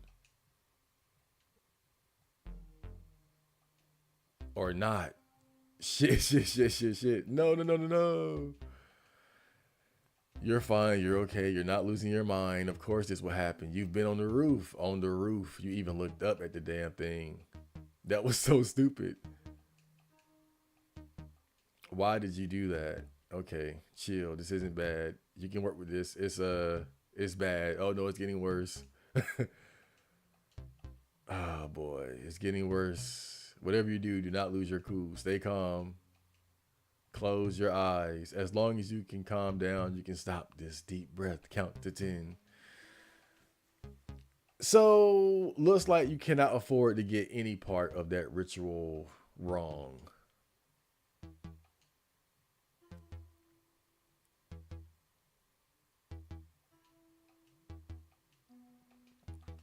Great. The end. Flawed ritual. Fuck. Man. Yeah, GG's. All right. Let's do it again. Cause I have all the pieces necessary to do the ritual right. I just gave him the wrong fucking item. You get like 3 things out of that manuscript room, and that's what got me. That's fucking crazy. The final ending is becoming one of those big monsters yourself. I'm calling it. There you go. Well, you got pretty close. I agree with Hellbreaker. I had to realize that the hard way, even with family, I would notice that people would always come to me with their problems, which just made life more difficult for me. Yep, I think I'm getting my dose of that. You know, as you start getting kind of stable, yeah, people start looking at you for help. And I'm the type, I don't really mind helping people, but I think the worst thing is like when you have people that it's like I don't know, like they play the victim when they're responsible for their own problems. Like that's what gets me. Yeah,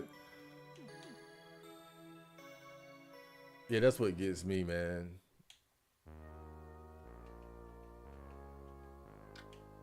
Okay.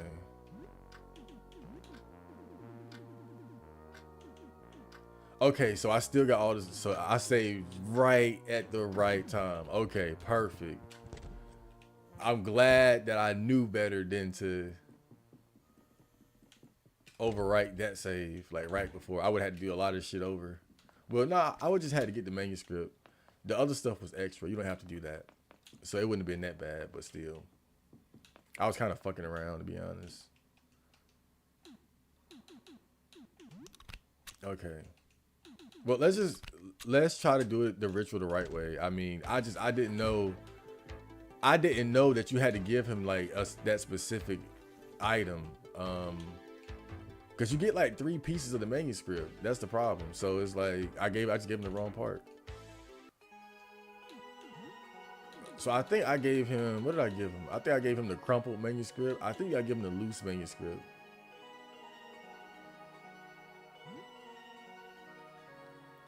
At a glance, it strikes me as a loose work in progress filled with notes and crossed out passages. Could a description of the visitor be hiding these words? We'll accept this. But maybe I gotta give him all of it. It appears to be a manuscript. At a glance, it strikes me as a clean, well put together set of pages.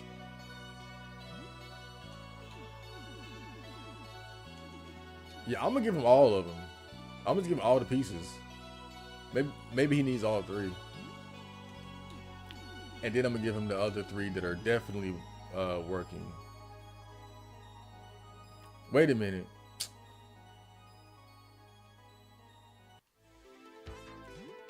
Nope, nope, that ain't gonna work. So you can only give him one of the manuscript pieces. So you got to pick the right one. You have to pick the right one because you can only give him 4 artifacts. I don't know. Maybe they threw that in there so you could like to throw off the player. I think that's a little cheap, but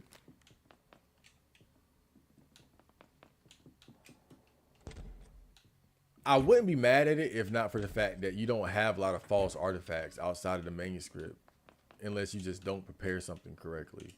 I mean, it's possible, I guess, but the manuscript one in particular, I think is very deceptive, which isn't a bad thing.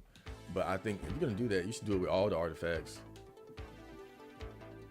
because that just came across like a last minute attempt to kind of throw the player off, and to have you go through all that whole fight for no reason, and then realize, oh, I had to give him something else. So I think it's the loose manuscript.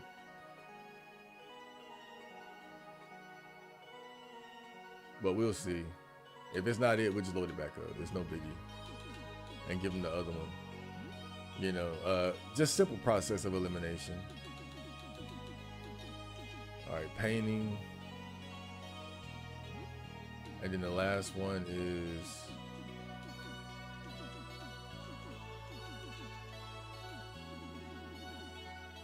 oh, my bad. I gotta go get the picture from Lao.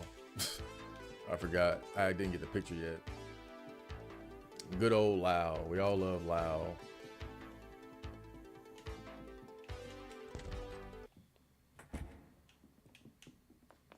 They pretend you exist when it's convenient for them, or maybe one day they could care less if you drop dead, but they expect and demand that you be a hero and cape for them. I don't think any of the people I know are that bad. Well, except my sister, but she know better than to come to me for help. I don't know. I feel like most of my family, they know how I am.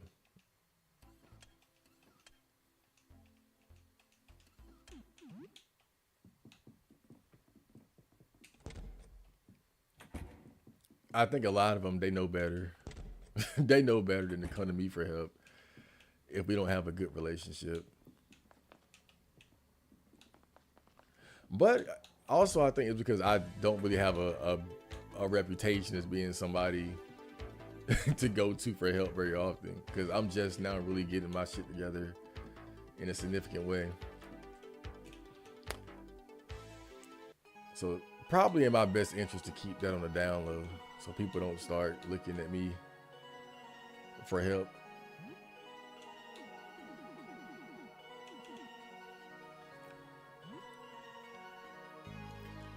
Okay, we got everything we need to begin the ritual.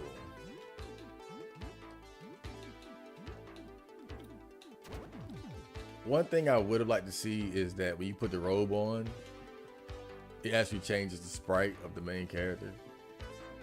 You know, most of the other stuff, you don't need to do that. I get it. It'd be a bit much. But the robe, come on now.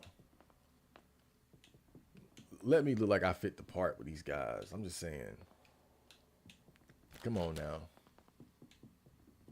You learn things just by conversing with people. I met a few girls of my same ethnicity that didn't want kids that helped me realize if I want to be in a relationship, I should pursue girls like her. I mean, yeah, you know, take the opportunity to socialize when you can. I'm just being honest. Like, I prefer not to, but I can. Like, when I'm at work and people try to talk to me, I embrace it as an opportunity to sharpen my social skills a bit.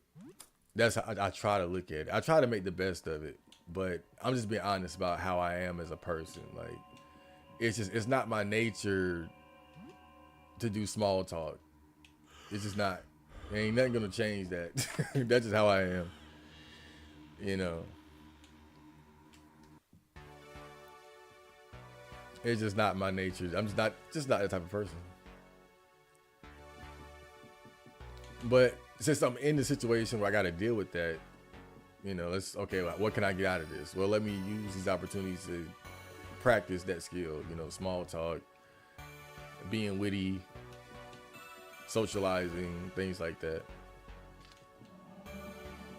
You know, when life gives you the lemons, you make your lemonade, as they say. So let's see if we got it right this time.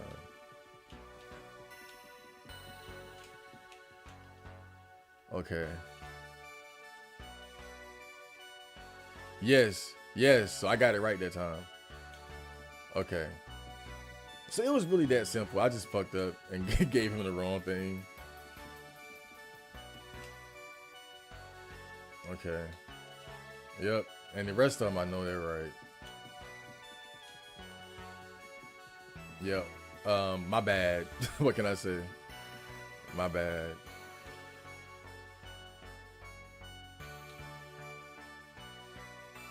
How much time? Almost 2 hours. Damn. But I think this will be the last episode. But to be honest, I'll probably keep playing this game off stream. I really do like this game. I wouldn't mind playing it again.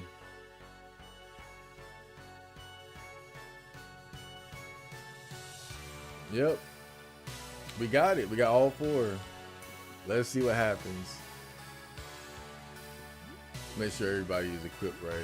Yeah, give her the burning sword.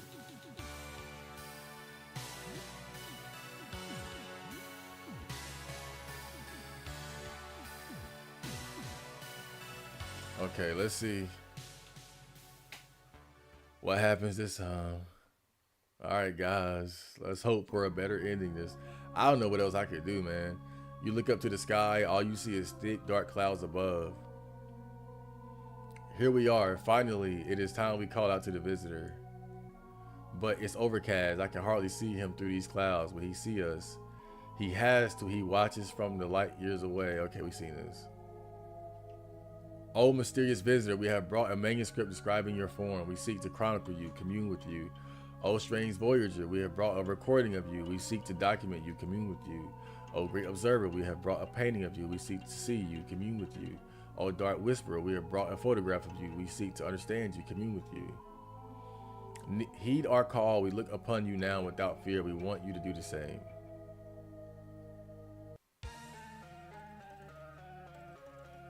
Yes, his gaze is upon us. Blessed day, joyful day. It is time, it is time. I feel it now, we will ascend.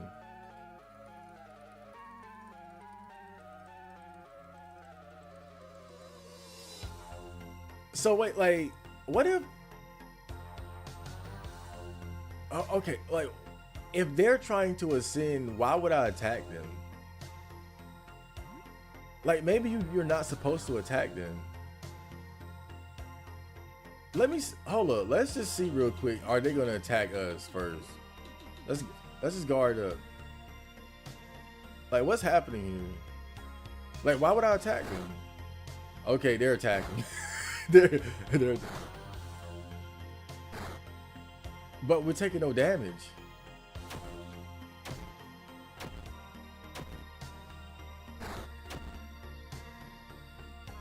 Okay, now that motherfucker hit me. So he gotta die.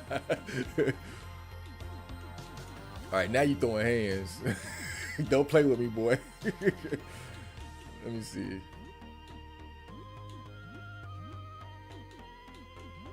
Homie just started throwing hands. I was like, oh hell no, nah, bro. I gotta deal with this.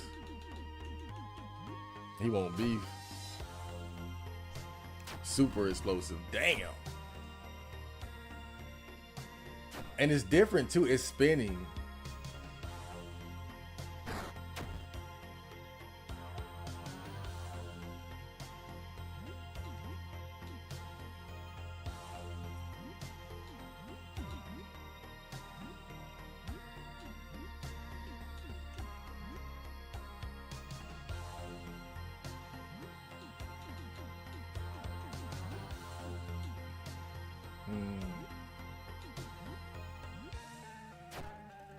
Okay.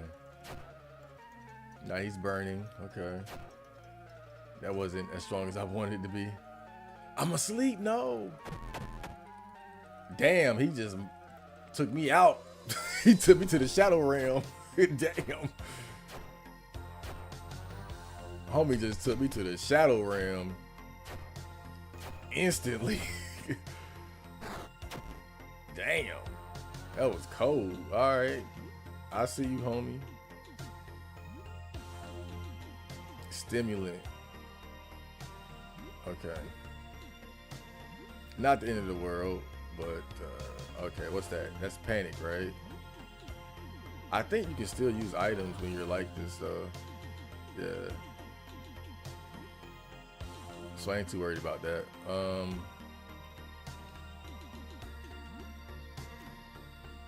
Yeah, keep laying into him. Fuck this guy. Let's see, range, special. Oh, it's been kind of weak though, ain't gonna lie. Oh, fuck it. I'm back, baby.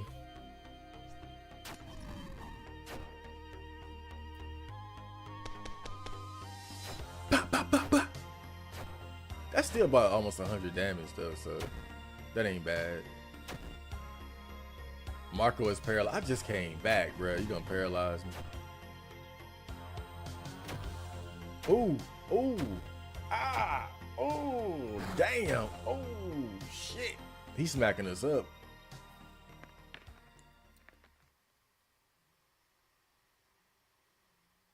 Oh no. the final form. Smart thing to do is to heal yourself before conversing with wherever the fuck this thing is, obviously. I think we're at the end, so I could just spam this real quick. You guys want some anxiety meds too? Okay, let me see.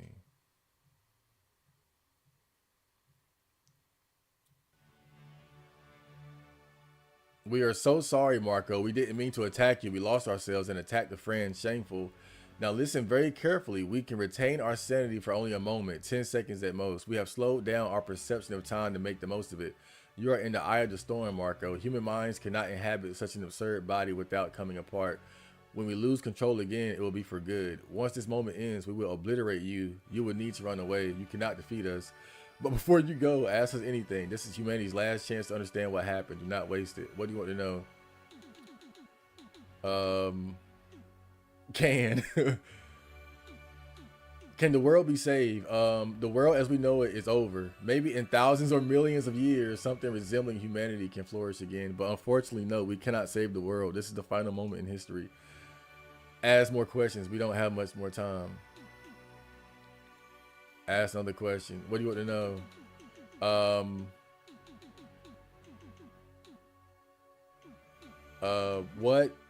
What is the visitor? It is a blind man feeling his way in the dark, but its touch is corrosive and it just found us. It's giving us a pat down right now. I can still answer questions. Yes, we're still good.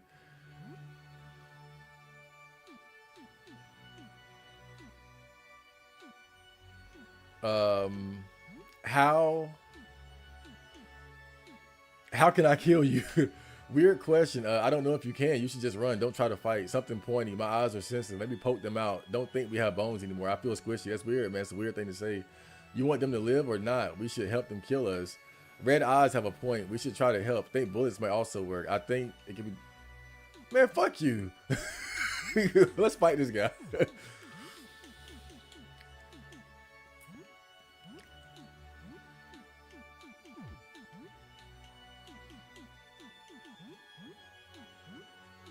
Like, I'm not just gonna bitch out because you said I can't win.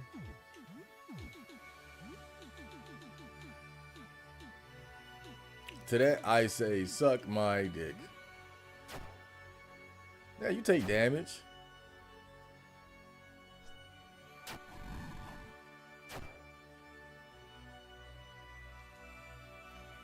You should not do this. Once we lose control, we will pulverize you. You need to go now.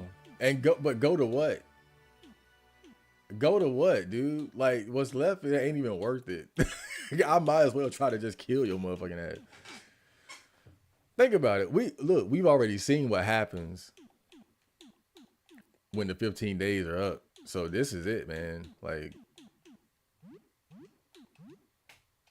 I appreciate the warning, but sucketh my dicketh.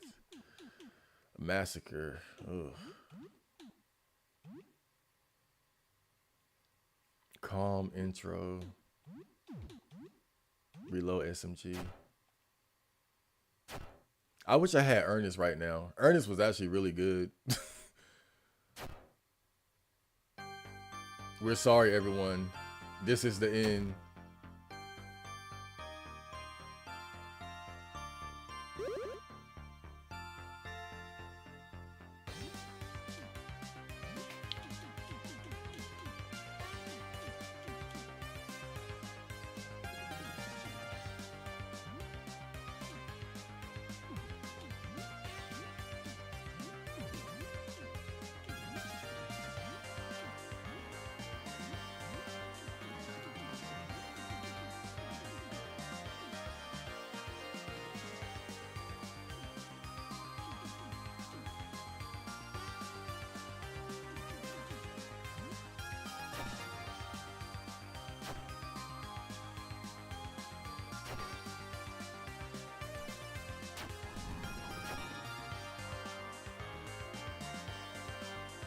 We love you all. Ruby Ray. Oh damn. He getting started. Shit got real. I saw that beam. That damn death beam.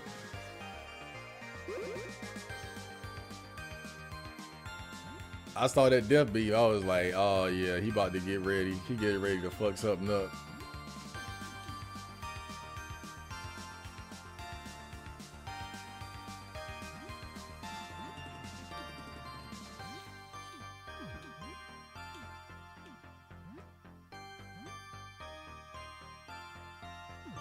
Oh, let me try bear hug real quick.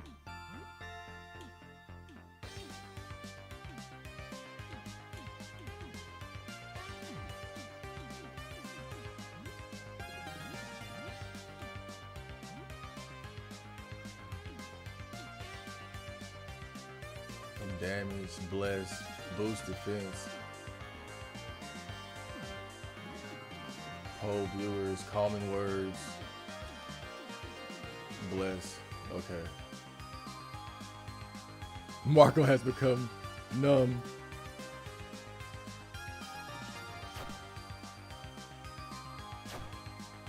That was mid. Freeze.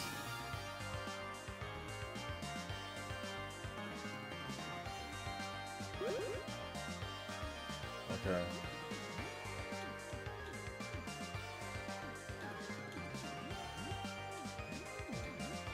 Crossbow. Yeah, let's go back to shooting them.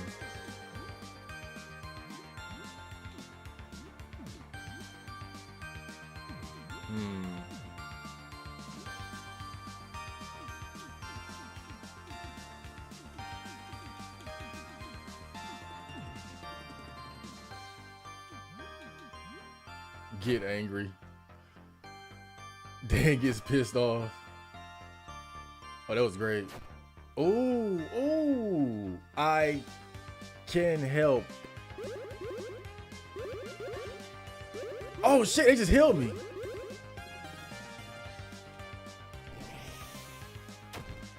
Damn. Well, shit, you might well have kept that. I like he healed me and then just almost killed Helen, bro. Crazy. This boss is ridiculous. I want to stun him. Lemon drink can, stimulant, elixir. We got so many of them. You know, it's kind of like what they say about JRPGs. You save all these good items for the end and you end up never using them. I might as well start using them now. Stab. Let me see. Lose it completely. Freak out. Okay. Makes yourself panic. Makes yourself blind. Okay. That's not good though. But fuck it. Okay. Okay, Helen is fine again. That sucked though. That's okay. Green eyes, melt. Okay, okay. Alright, not bad. Marco is no longer blessed. Let me see.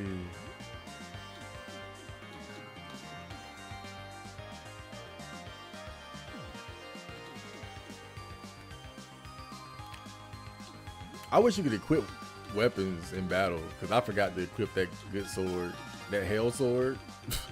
This battle would probably be a lot easier with that. Oh well. Let's see, how should we play this?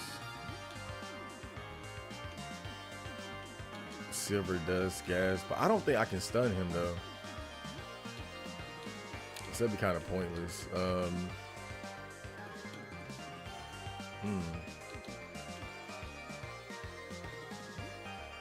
Yeah, just use carve. I want to use Massacre so bad, but her moveset changes completely after you use it. I might do it anyway though. Oh, he's panicking, so he can't use special attacks. Okay. Ooh, ooh. Okay. There you go, Marco. Now you're getting warmed up.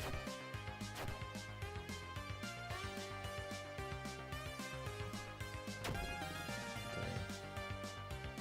The Exalted Four are preparing for a mighty attack. A mighty attack. Well, they're telling us Marco's party was victorious. I think the acid and fire damn. You can't beat us. Suck my dick. Sounds like you can't beat us.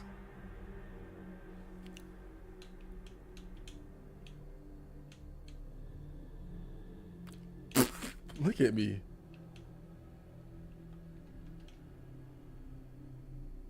I have ascended.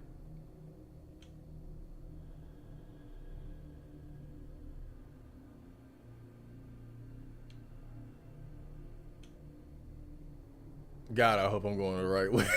I mean, ain't much else to do. But we came this far.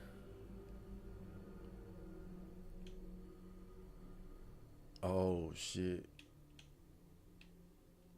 What is this?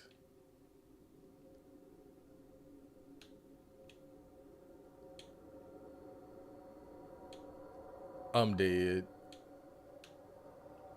Marco.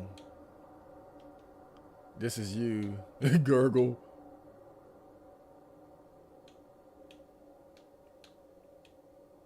Oh, thanks for putting me back together there, Marco. That's funny. Like, he tore me to pieces. Oh, yeah, that's the stuff I brought you. Well, we brought you. What are these, Marco? It's you, offerings for you, depictions of you, observations of you. It's you. Damn, I don't know what to say. It's you. Depictions of you. I mean, that's all I got. Yeah. I don't understand. What is this one, Marco? An image. It's a painting, a depiction of you, an impression of you. It's a painting. This is me. RD. Oh, what the hell? I clicked too fast. Um, it describes you. About me, I don't understand. We want to communicate with you. You communicate with me. Are we different, Marco? We are human. I am human. Yes, I understand now. You are you. I am I. We are separate. You are many. I am one.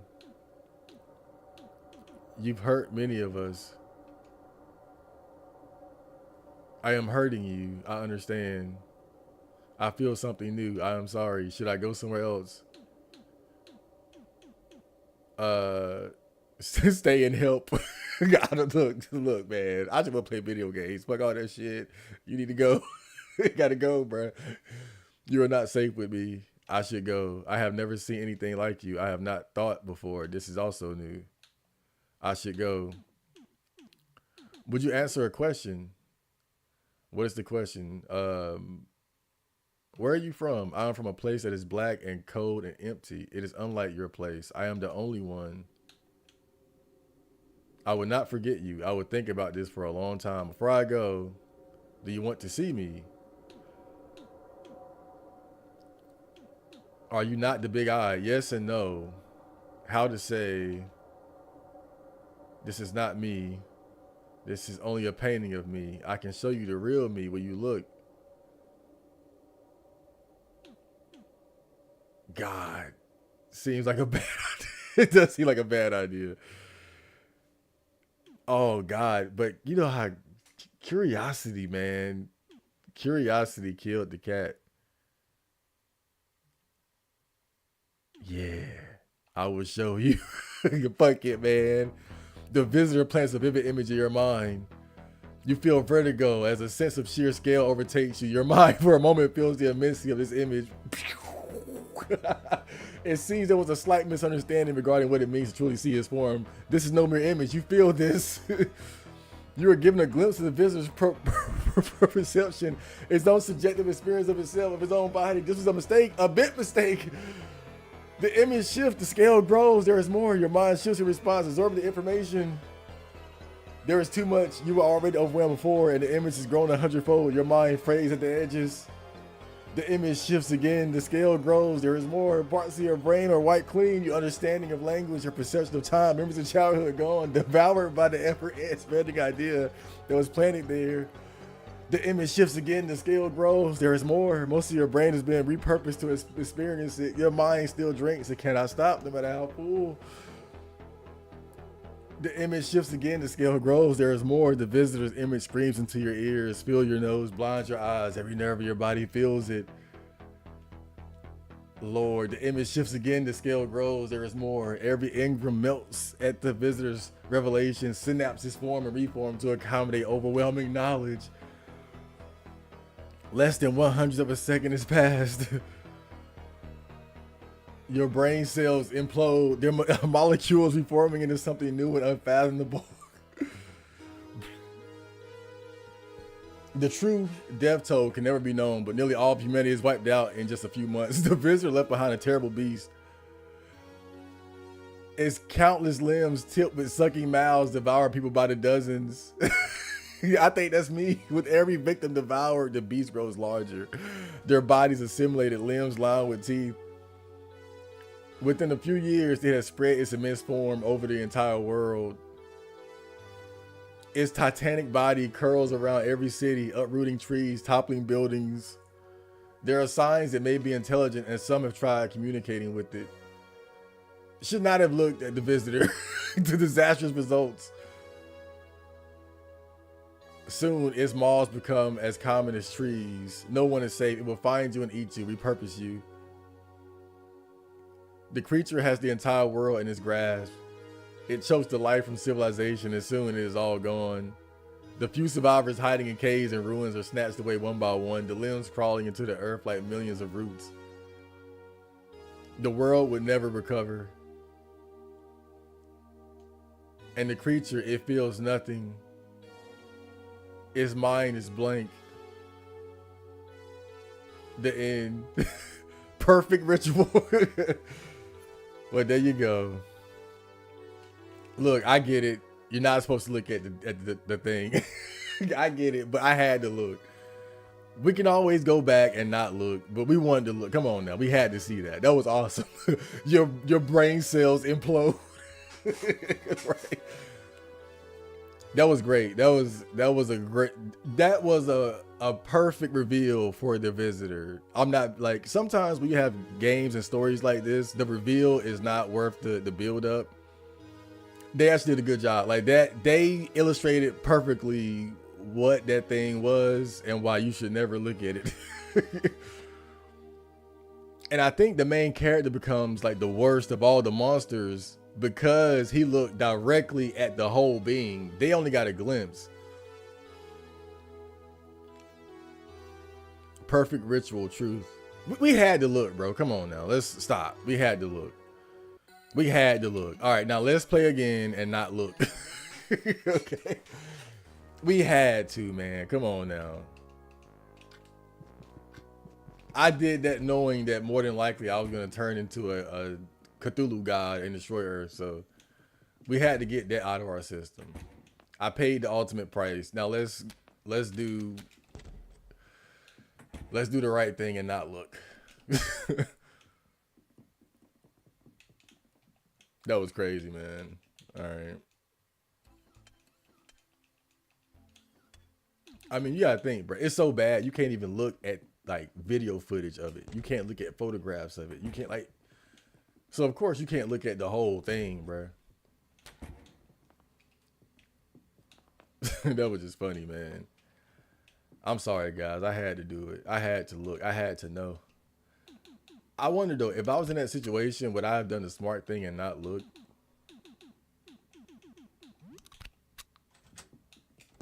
Like, would I have known better? With curiosity got the better of me, but I'm like, nah, it's just go. Just leave, please.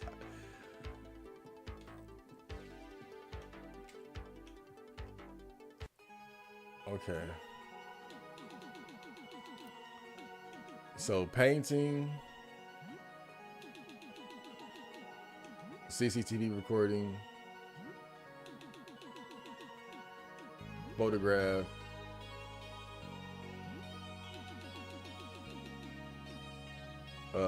loose manuscript.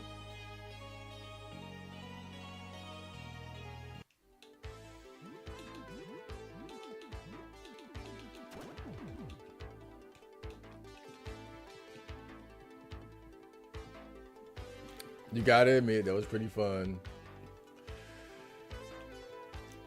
Imagine actually defeating God. We beat him. He was mistaken. He thought he was God. you know, but that's typical JRPG shit. Same bad ending. Well, I can't be mad at it because I chose to look. So let's see what happens if you don't look. When I first saw this game, I knew there'd be no good ending. Just look at the world you're trapped in. It was only inevitable you would become messed up yourself. But look, I chose to look at him. That's the thing. What? Because it seems like we were communicating and we were coming to an understanding. But he asked me if I wanted to look, and I said, "Yeah." You don't have to look at him. So if we don't look and we still get a bad ending, all right, all bad, yeah, then it's all sucky. But we gotta look and see if we can get a good ending by not looking at him. The visitor probably wouldn't exist if it weren't for these four sacrificing themselves. Well, it's already happening. Like, it's bad either way. Like, the damage is done. It's just that when you look, like, by looking at it, I became such a terrible creature.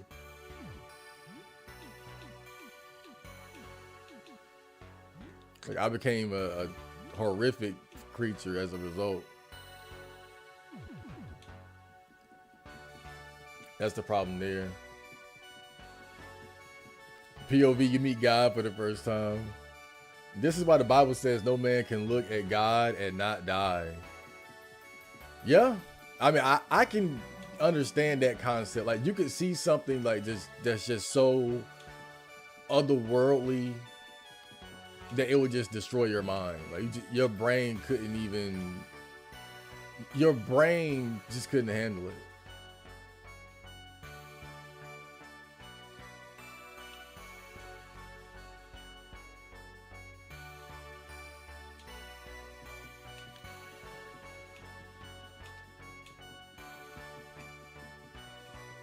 Your brain just cannot absorb the cosmic horrors and wonders beyond what it's built for.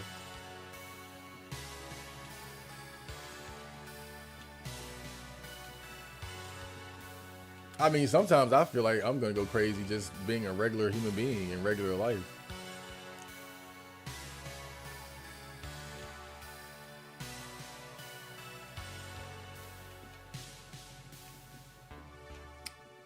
Like, I can go outside and just look at the sun or look at the sky, and I feel overwhelmed sometimes by the wonder of life. So imagine you seeing God or even like a demigod or something. My brain would turn into Jello pudding. I'd be like, sleep forever. Chat Marco never awoke again after seeing what was never meant to be seen.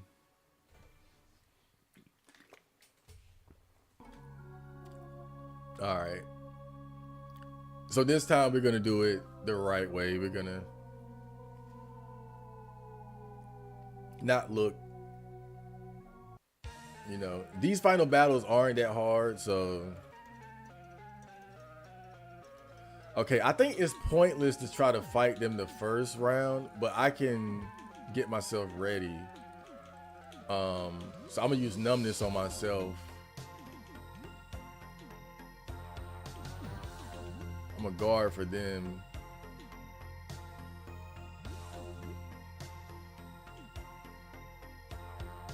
Um. Okay.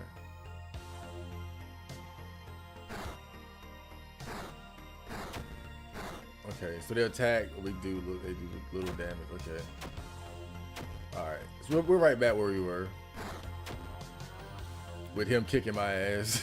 Let me see.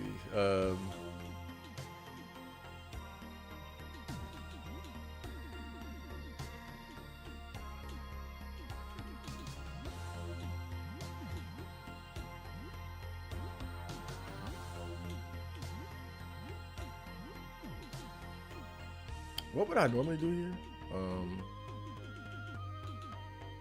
Yeah, super explosive.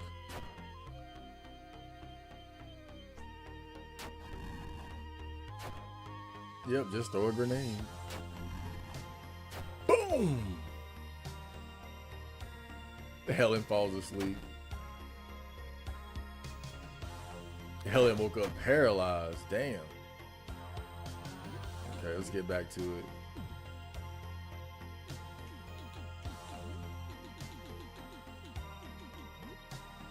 Firebomb.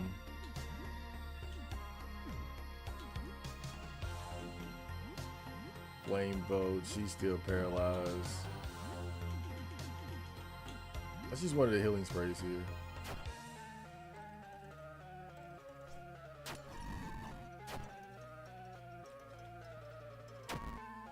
Furious glare. Joyful peak.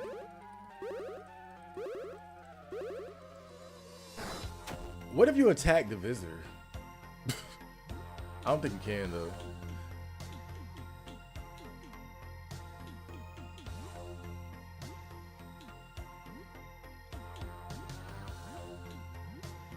I gotta say though, like, what's really generic about this is that this is like the same ending as Persona 3, bro. Like, it's like you fight the avatar first, then you go up to see the actual the real thing, Nyx. It's literally the same thing, bro. It's funny.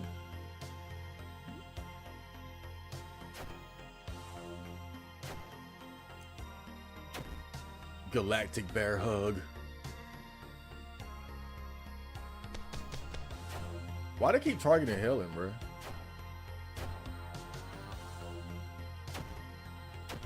That's a bad attack right there, boy. That shit hurt. That shit hurt.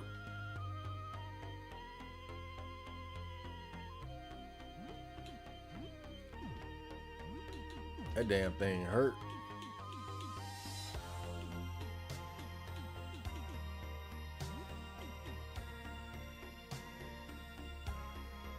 No, I think she's alright. But we do want to keep health up, so.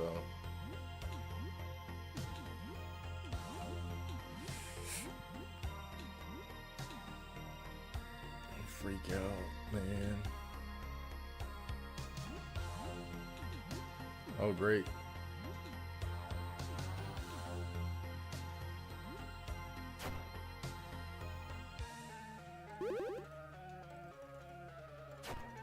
Ooh, not bad, Dan. Yo, Dan ended up becoming like an excellent party member for real. I can't even lie. But I think a lot of it has to do with the fact that he has that armor that gives him 2 turns sometimes. Oh, we dealt with him. We pissed on his grave, bruh. We killed him and pissed on the grave. Okay, so round 2, of course. You know, it ain't anime until you fight in multiple boss forms, you know. Yeah, you wouldn't have looked. I would have seized. If you wouldn't have looked, dude. See, I understand what the people want. Come on, bro. I almost thought about not looking because I was like, I gotta fight. I'm gonna have to fight him again when I get a bad ending. But I said, dude, we gotta look. Come on, bro. It ain't nothing to load it back up and let's do it the right way. But we still got to see what happens when we don't look. There's no guarantees, bro. Like you said, this might be one of those games where every ending is bad. I wouldn't be surprised with that either. But you know, let's see.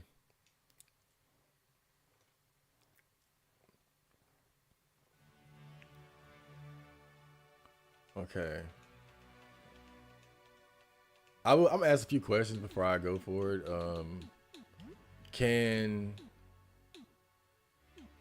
Can I do anything for you? What, like a cup of tea? That sounds nice. I think in a few moments when our minds have been lost, I think we'll cause immeasurable harm. I don't want to die, but you would need to kill us. We won't fight back for as long as we're lucid. I can already feel it slipping my mind. I don't think there's going to be time for that tea. Ask another question.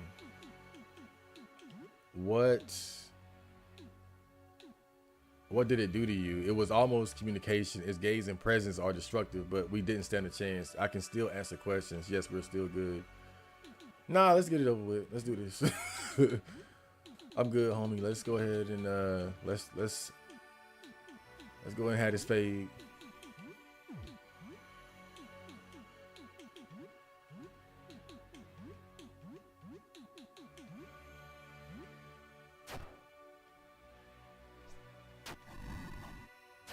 Oh yeah, I should use numbness soon too.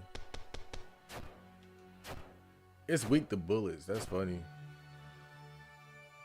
That's how you know he ain't shit.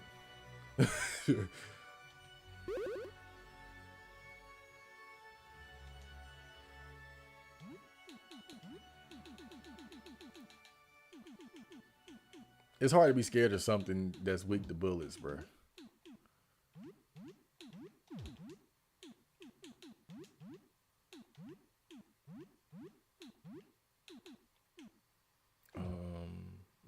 Okay. Let me see. Calm down. Okay. Marco is disassociating. We're sorry, everyone. This is the end. Yeah, 10 damage is over. It's over for us.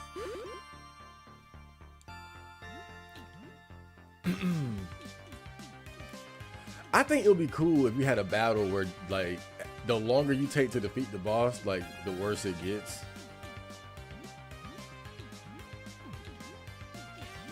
I think that would be really cool.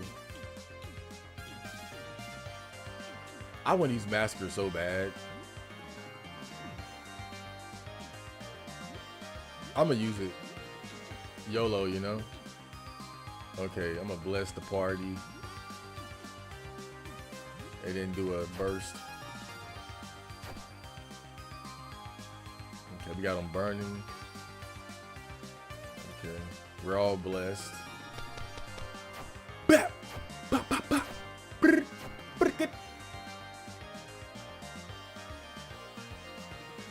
We love you all. Man, you know you're dealing with a wicked motherfucker when he say I love you, then start burning you with a ruby ray. That's just savage. That's devious. Okay.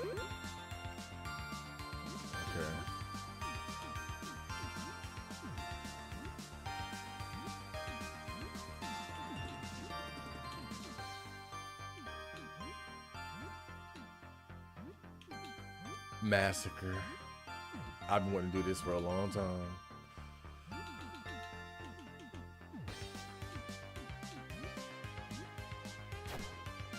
Okay.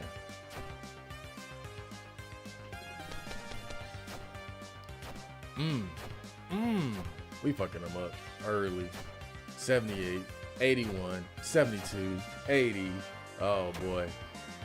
Thank you, Helen. Dan falls asleep. I'm sorry, Dan.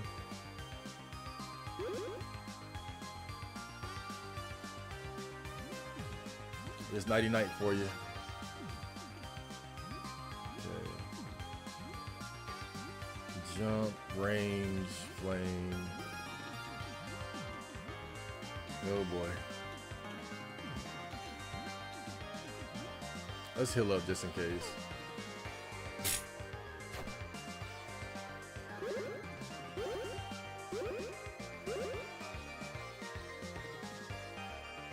I can help.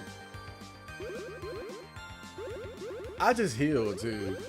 My bad. Damn.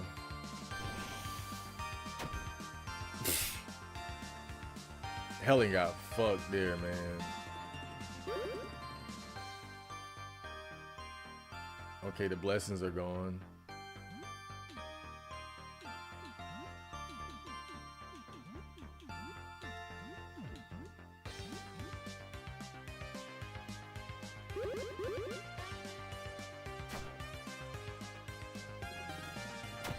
I think he's close to dying now. Emerald Ray.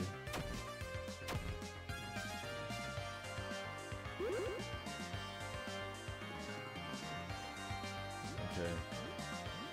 I think we can go ahead and get rid of him before he do some crazy shit.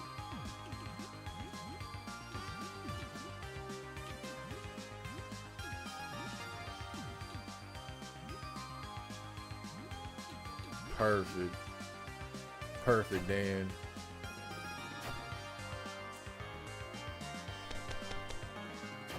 Yo. Yeah. Woo. And again. Bah. Bang. Ooh. I think that's it. Preparing for a mighty attack. I killed him right before he was able to do that.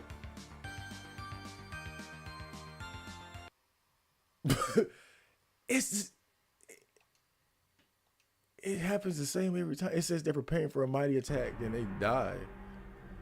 All right, whatever. All right, let's do this again. If I would have been in that situation, I know better. I've read enough to get an impression of how these things are supposed to go. Just be polite now and say you're fairly up. See ya. Oh yeah, I'll see you later, dog. I don't know about myself though. Again, I mean, I guess playing this game is meant to be a lesson if you ever end up face to face with a guide. But I feel like my goofy ass, I would have got too comfortable hanging out with this eyeball. I would have been like, "Hey, we cool, huh?"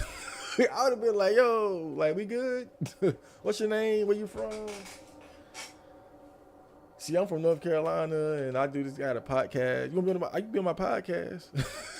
Like, I would have fucked up getting too friendly with this motherfucker.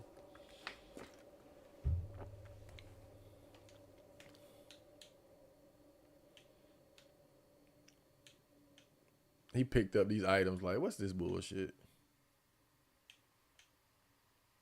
Depictions of you. Depictions. I wonder if these choices matter much. I know the last one does. I don't understand. What is this one, Marco? A depiction of you.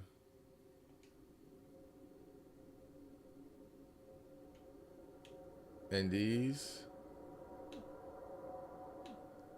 Yes, recordings of you.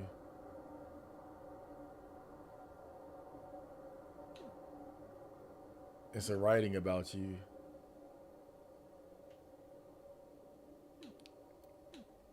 We want to communicate with you. Communicate with me. Are we different?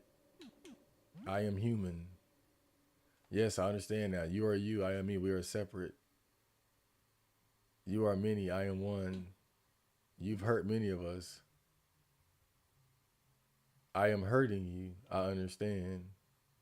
I feel something new. I am sorry. Should I go somewhere else? Yes. You are not safe with me. I should go. I have never seen anything like you. I have not thought before. This is also new. I should go. Would you answer a question? I feel like I'm doing too much even with that. Where are you going? A black, cold place with nothing far from here. I would not forget you. I would think about this for a long time before I go. Do you want to see me? Are you not the big I? Yes and no. How to say, this is not me. This is only a depiction of me. I can show you the real me. Will you look? Seems like a bad idea. Maybe it's too much for you. Goodbye, Marco. You spend more time in the visitor's awesome presence until finally it departs. You're unsure how much time has passed. Seconds, minutes, hours, days. As you drift back down to earth, you feel as though you've been in a daze. You slowly realize just how much your interaction with the visitor has changed you. Suspended in the void as you were, you had no idea that you'd grown to such an immense size. Man, you ain't winning in this game, huh? You gradually become aware of dozens, no hundreds of enormous new limbs stretching in all directions. Fear begins to set in. Every limb branches into dozens more, then branch again into long, flexible fingers. The fear turns to panic. There's too much happening all at once. Every enormous fingertip pulses with strange new senses, like 1,000 little antennae capturing unfamiliar signals. You feel their skin ripple like water. There is movement under the surface. Thousands of openings yawn open at the tips of your tree trunk-like fingers. Inch-thick tongues unfurl out of every crease and fold. You must have thousands of these tongues, each like a little worm covering in sensitive, fleshly bristles. Hang on, not bristles. You can see out of these. 1 trillion pinpricks of light, eye stalks covered in sensory cilia. This is too much. You can't keep track of all this. No. They're not just eye stalks. They have mouths too, noses, tongues, hands. Why? Your mind is a tiny ship in the middle of an unfathomable ocean. Your sails battered by tempests of sensations. You take a deep breath, inhaling from a cluster of holes where your face used to be, out of habit, you suppose. A deafening whistle erupts from all around you as you exhale through 8 billion spiracles dotting your colossal form.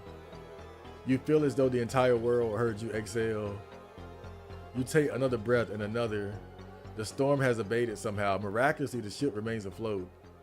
It will take a very long time for you to get used to this grotesque new body, but at least for now, your sanity remains miraculously intact. The true death toll can never be known, but nearly 1/4 of humanity is wiped out in half a month. You use your considerable new powers to help your fellow humans however you can. You become quite adept at performing hundreds of tasks at once. Others hesitate to trust such a grotesque creature at first, but your reliable help quickly extinguishes their misgivings. Rescuing hundreds from collapsing ruins and helping in reconstruction, you become a beacon of hope in this strange new world. Every day your form grows, despite not needing any sustenance, and you quickly put your new gargantuan limbs to work. Within a few years, you become known as the protector of Earth. Damn, with your tectonic body having spread over the entire world, you have had a hand in the reconstruction of almost every city on the globe. Your city governors petition you to grow in their direction to help in their repairs, and you receive dozens of honorary citizenships. Some part of your body is always attending some kind of ceremony somewhere, cutting a ribbon with novelty pair of giant scissors. You also have a very different perspective on the world now that you're everywhere. Your limbs become as common as trees. Thousands have one-sided conversations with some part of you every day, talking to the clump of Marco limbs in the backyard, confiding in you like you were an old friend. You hand out handshakes or hugs when needed, but mostly just listen. The earth feels small. People feel familiar. The way you embrace it with your countless limbs, it almost feels like you are holding it in your hands. As different as you've become from them, these are your people, your friends, and you would do anything for them. It only takes a few years for the world to fully recover from its encounter with the visitor. You did not do everything yourself, but you were certainly a big help. The great cataclysm even seems to have brought the world together. There's a lot to grieve, but there's also hope for a better future. You are surrounded by friends. It feels good. You are very happy. The end. That was great. That was awesome. Perfect ritual.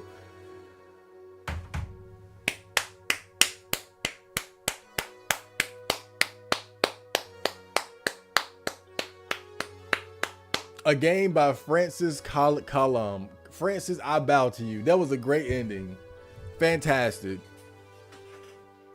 That was a fantastic. I mean, yeah, you turned into a giant fucking. You turned into a giant monster that covers the entire earth. But you know, people. I think a lot of people have dreams of, you know, healing the world, bringing on world peace and bringing people together. I think we've all had fantasies of things like that.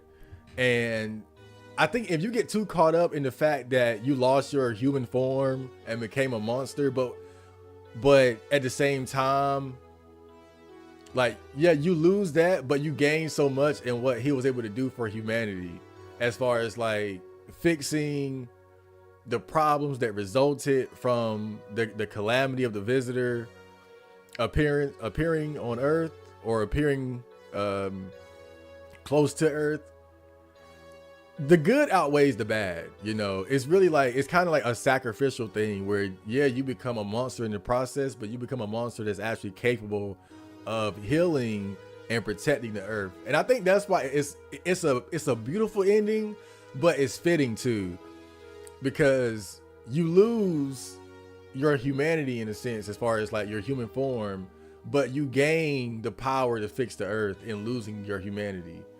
So it's like you sacrifice to make the world a better place. And I think that's fitting for like the dark nature of this game. You know, I wouldn't expect the ending where you come back as a human and everything is just normal and fine. Maybe they have that, but because you got to think, the damage to the Earth has already happened. Like with all the monsters and people transform, how do you fix that? You would need some sort of presence, like powerful presence, to be able to fix the fact that so many people have turned into dangerous creatures.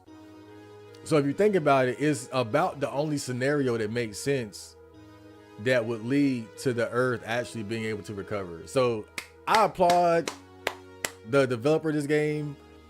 He gave you everything from the worst possible endings to a damn near beautiful ending where through your own sacrifice, you're able to actually heal and protect the world moving forward. So, man, great game. See, and this is what I'm saying. Stay out of the fucking house, you stupid fucking bitch. Couldn't even let the bitch out of the house. But this guy, he lets me fucking heal the world. Like Jesus, like Cthulhu Jesus. I turned into Cthulhu Jesus and healed the world. And bring humanity together. That's what I'm talking about. And stay out of the house. I couldn't even just get the bitch out the fucking house. That was too much to ask for. Just to get the bitch out the house. This nigga turned me to Cthulhu Jesus. Fuck y'all, man. This is what I'm talking about. Look, I had to suffer through like 3 or 4 bad endings before I got it. I had to work for that shit. I put in work. Y'all saw me playing this goddamn game. I earned it. And now I feel good. Damn. This is what I'm talking about. But the audacity, I can't just get a bitch out of a fucking house. It's too much to ask. Bitch, I'm Cthulhu Jesus over here. That's what I'm talking about. Fuck. Damn. Okay, so this is the mid ending, just like I'm Not a Human. This ain't mid, bro. I healed the world, nigga. It's all mid. Did you see what he said? See, you only think it's mid because you lost your human form. So you're thinking small-minded. That's small-minded thinking. This dude literally like saved, like the world is in a better place than it ever was because of his sacrifice. You wouldn't become a Cthulhu Jesus to save humanity and make the earth better and more safer than it ever was. That's a small price to pay for what you gain. And remember what it says. You are very happy. He was very happy. Like that bullshit ending and I'm Not Human was like, it was like you were in like some fake dream world where you were isolated because you were a depressed piece of shit. And then you slowly drift off into death. Fuck that ending. Like that's only a good ending for somebody that's like depressed and unhappy, because he was really just happy that he was dying. Dude, this is a great end. This is a fantastic, dude. You literally saved the world and then some, only at the sacrifice of your human form. That ending was beautiful. Yes, it was almost too beautiful. Fucking hugging babies and shit, getting keys to the city. I'm like, damn. That was the reason why I like the ending, is because it's fitting with the tone of the story in the game. Because so much has happened, there was no way that humanity was going to move forward in a normal direction. You needed an extraordinary solution to an extraordinary problem. There was nothing that humans would be able to do to solve this issue. You needed someone to become something powerful enough to bring order back to the earth. And that's what you become. You become like the order that's able to fix the problems to I'm assuming you still have dangerous monsters out there, so you could easily defeat them. Anybody that's acting crazy, get rid of them. You can save people, provide food, shelter, things like that. Like, you basically become like the guardian of the whole earth, but you're also a Cthulhu monster. So but that's a small look. I take that trade off. Shit, I take one for the team, bro. I'll take one for the team. But that's why I think it's a good ending, because it's fitting for this game. I think if it was a good ending where you come back as a human and then everybody turns back into a human, like, that's okay. I mean, yeah, that's good, but it's like now you just back to square one and all the problems that humanity had before the calamity. Like, the reason why this is so good is because you're actually pushing humanity forward in a better direction, because you have like again, like a Jesus type figure that's able to actually protect the world and help people out immensely. Like, he literally brought humanity back together. Like, brought humanity together and was able to provide even the simplest things, like a helping hand, or someone to talk to or communicate with. I would rather keep my body and make a small positive impact. I mean, play, that's your prerogative. I'm not hating on you for that. But I'm just saying, in terms of like of, if we're just weighing it, like, take yourself out of it for a second, right? And what you want, when you think about it, you have an individual that's okay with the transformation, and he makes an overwhelmingly great impact. Nothing was lost. He was happy. He didn't care. Once he got adjusted to becoming the monster, he realized that he was able to do much more than he ever could have in his human form. So I think it's about the individual. Like, as an individual, if you don't want to be that monster, then yeah, this will seem like a maybe not a bad ending, but like an unfavorable one, because you want to just be a human being again. But I think for him, the good massively outweighed the bad. And if you think about it, the sacrifice of one person's human body to become something much greater that's able to heal, protect, and bring the world together, you can't beat that. You can't beat that.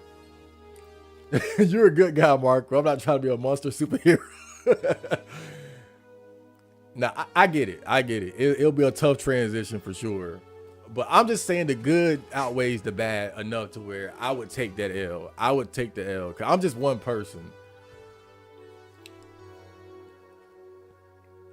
If me as one person can have that much of a... And then on top of that, you got to think of like what happened. If we're talking about Earth or the world as we know it today, okay, maybe I got you, because we have some semblance of stability. But without him turning into that monster, remember, you still have all those other people that were transformed. And remember the other bad ending. In the other bad ending, where you just let things play out, remember, you have the 100 gods. So you had some people who won the curse lottery and became godlike creatures that dominated entire regions of the earth, and people created cults around them and would worship them, and then they would cause all types of chaos or try to have like some control over a region of the earth. And so how do you deal with that? It will only be this ending of the main character turning into what he, like a super godlike monster, like beyond what the other ones were, that could actually subdue them. So if you don't have someone that is willing to make this sacrifice, then you have the other ending where it's just basically chaos everywhere. Like the world descends into pure chaos. Because you basically have, again, the many different monsters roaming the earth, and then you have the super monsters that are causing widespread damage and chaos over the entire regions, and nobody can defeat them. So this is like the best case scenario, really. So if you think about it, let's say like you choose to like you stay human, but in these circumstances, it ain't worth it, bro. You gonna get ate. You're gonna get ate by a butt crack monster. It's not worth it. Like eventually a giant butthole monster is going to absorb your apartment building like a dildo, and then you're gonna be absorbed into the poop dimension for forever. Hell no, nah, bro. I'd rather be Cthulhu Jesus. Fuck that. Nah, nope. Nope. You have no hope. You have no hope in the world without that. The only way would be if there was an ending where you could wipe clean the effects of the visitor. And I'm not sure you can do that. Maybe they have that. Maybe they have that. Ruins and reverts all story progression. I'm glad this wasn't that. Yeah, exactly. You get it, Hellbreaker. Like if you can just wipe clean everything that happened, then like it undermines all the events. It undermines the story. You know, I mean, I get it. Like that's great for humanity, but it undermines like the severity of what happened. You're telling me that you saw that creature, right? You saw the worst ending where you look at him. You saw that. So you telling me that thing shows up and then you can undo the hell nah, bro.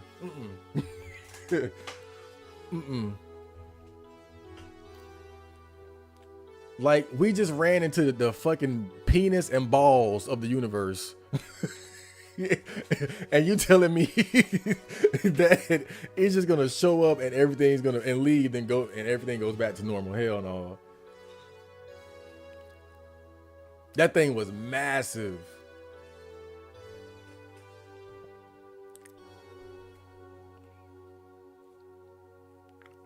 So bro became the ultimate surveillance state in a way. I mean, yeah, you could say that, but I think the thing is because he's a good person at heart. I think that's the idea is because he's a good person at heart. But I wonder if you do bad things in the game, if it changes how you would deal with the people if you gain that power. Because you can go around just killing people. I'm gonna look up the other endings too. We got to do that. Just transcend and chill out with Big Visitor, bruh. Leave the earth. But nah, bruh. I ain't doing all that. I ain't going with the Visitor. Hell no, bruh. Hell no. We saw that. I can't kick it with your dog. I can't kick it with you. Remember, he said that he's from a place that's very cold and dark. So you're gonna be sitting there with him talking about how cold it is. Hell no, I'm good. let me be Cthulhu Jesus. It's true. Any misbehavior of not going. Yeah, it is. It's the ultimate surveillance state. It's a global surveillance state. And the only reason why it would work is because who's in control of that power is supposedly a good person. It wouldn't work otherwise.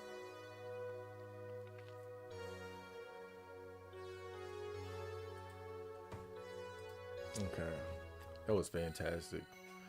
Why am I super ashy? Damn. What a great game, though. Lord, man. Thank you to whoever recommended that. That was the best game I played all year. No exaggeration. That was the best game I played all fucking year, man.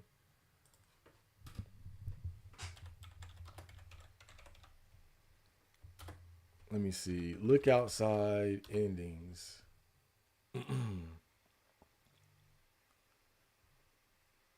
Okay. Oh, so we didn't get the final true ending. We got perfect ritual. Okay, so we didn't even get like the fight. There are other endings here, so let's check this out.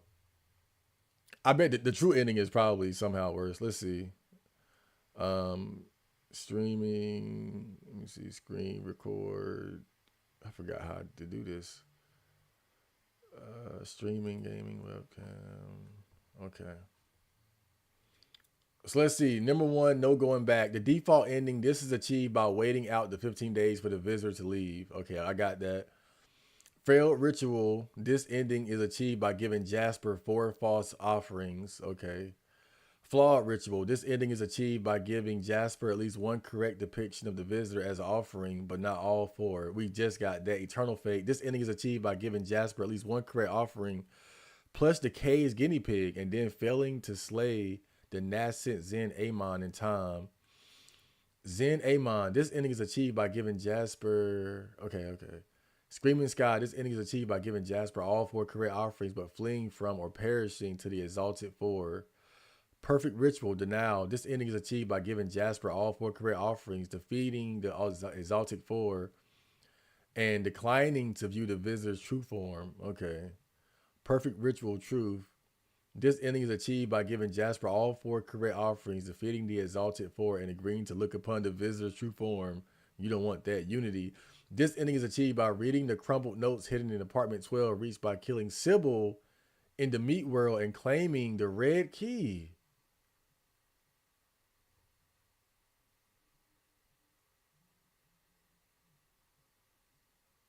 Yeah, what about Sybil? Okay, so this ending is achieved by completing Massacre Princess Catholicon, giving Jasper all 4 correct offerings, defeating the Exalted 4, attacking the visitor, using Meteor Strike, and defeating the visitor. The final true ending.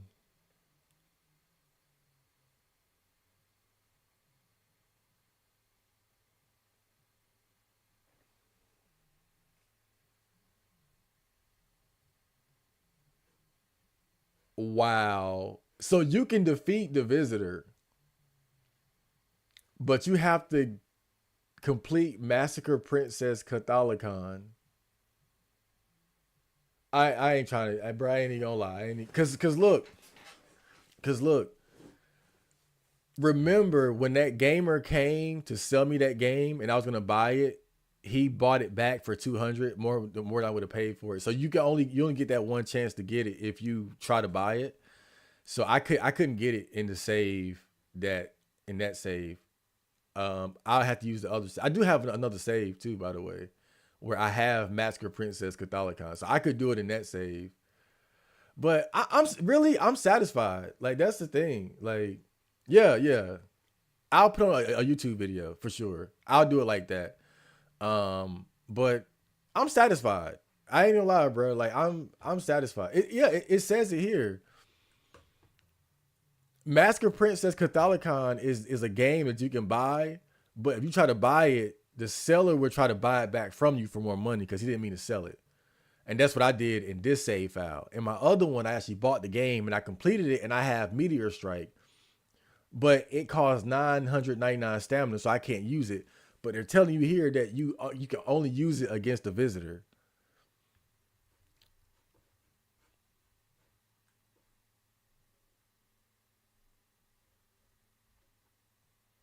But yeah, I'm not even mad. Some people they like I got to get the super true. Nah, I'm good with what I got. I can live with that. But we'll look it up. We'll look it up for sure for the culture. We'll look it up for the culture for sure.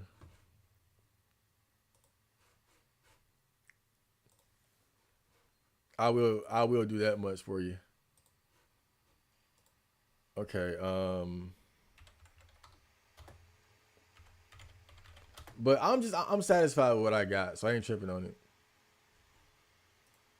I'm satisfied, so I ain't gonna trip.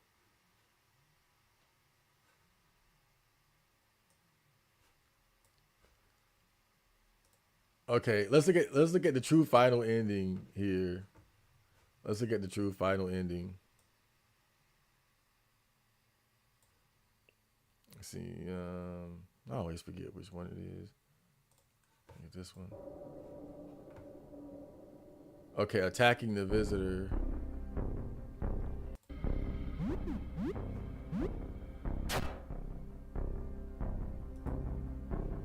Are you trying to hurt me?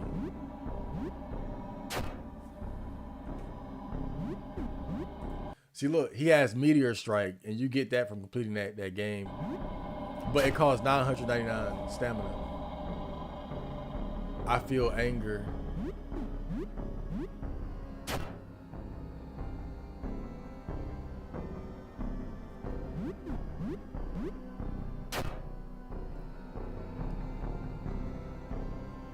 I'm going to make you disappear. Meteor Strike. Oh my God. Ah, that's funny. This is it. The moment I've been preparing for my whole life. The moment I've trained for. Meteor Strike. This can't be the end. Rush, what are you doing? You can't give up now. Yeah. When you play that game, it's like a stupid JRPG. And these are the characters in it. I'll never be going as long as you keep me alive in your heart. So now you've turned into the characters from the video game. This is why I don't mind the ending I got, because this is just retarded. So I ain't even mad. I knew once they said Meteor Strike, it was gonna be something fucking stupid like this. Like, he's turned into the characters from the video game that you played. I get it. This is funny, but it's so stupid. I'm not even mad that I didn't get this. This is just ridiculous. So when you play Masker Princess, it's like a parody of Final Fantasy VII, basically. And like general JRPG tropes and things like that. And these are the characters that you meet. And you can name all the characters too.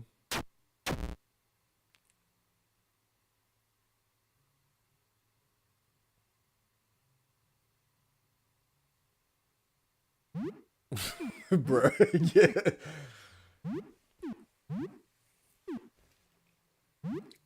Yeah, can you fight the visitor? You see it right here. Marco's happy ending is Cthulhu Jesus. Look, I'm not saying that this ending, because we don't know how this is going to end. I'm just saying this is like beyond goofy. Look at this. This is just like, it's taking all the seriousness out of the game. So it's like it's funny. I get it. Like, you've turned into the cast of like a JRPG game, but it's so ridiculous. Like, I can't be mad, bro. But let's see what happens though. It's not about the fight. It's about like defeating the visitor. So let's look over that.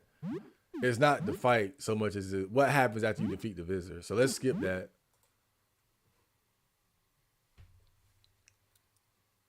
My friends believe in me.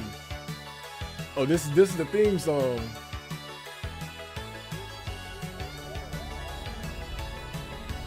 Meteor Strike.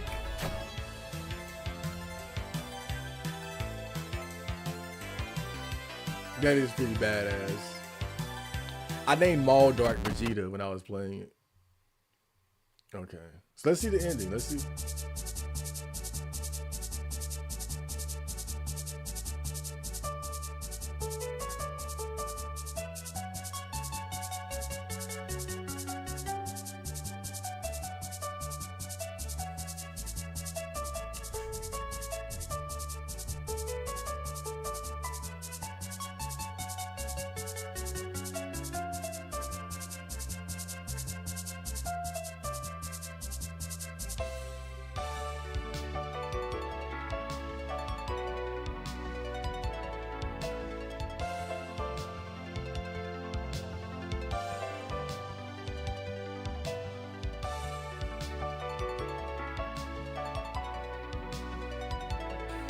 Bro. Okay.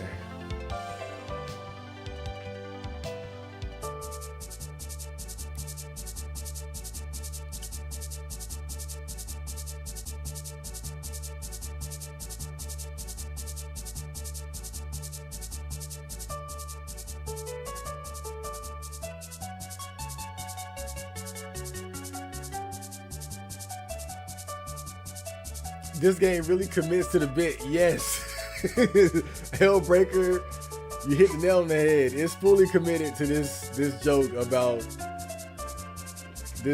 becoming these JRPG characters. It's 100% committed, man. The end.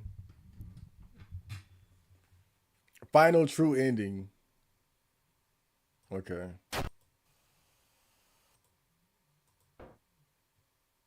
The hell is that? Big dinner box. 8 wings. I could have sworn I just put the ad blocker up.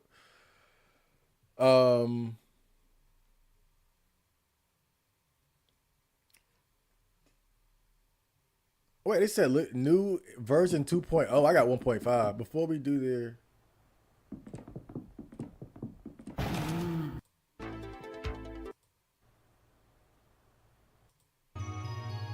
Oh, so they added. They're still adding more stuff to the game. I got 1.5. This is 2.0, and this video just came out 16 hours ago, so it must be new. So they're still updating the game. That's cool. Um, yeah, I think that last ending, like he said, it's a bit. This ending is.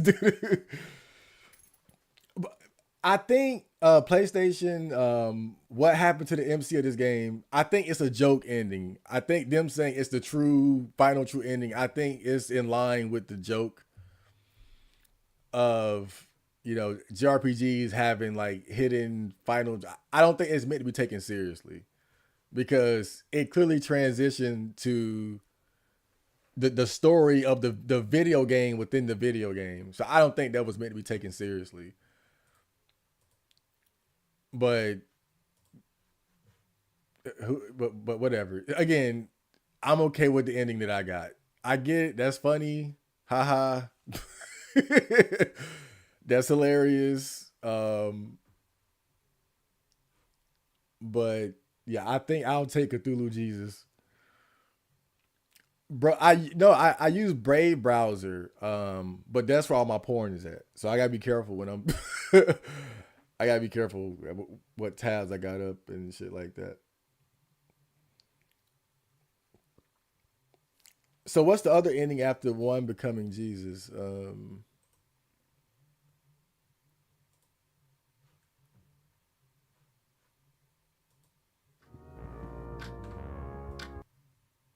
No going back on the roof.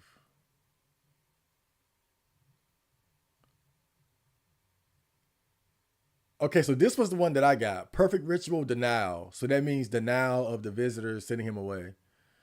And then this is perfect ritual truth, which is when you actually see the visitor, but that destroys the world because you become a mindless destructive monster. So Screaming Skies.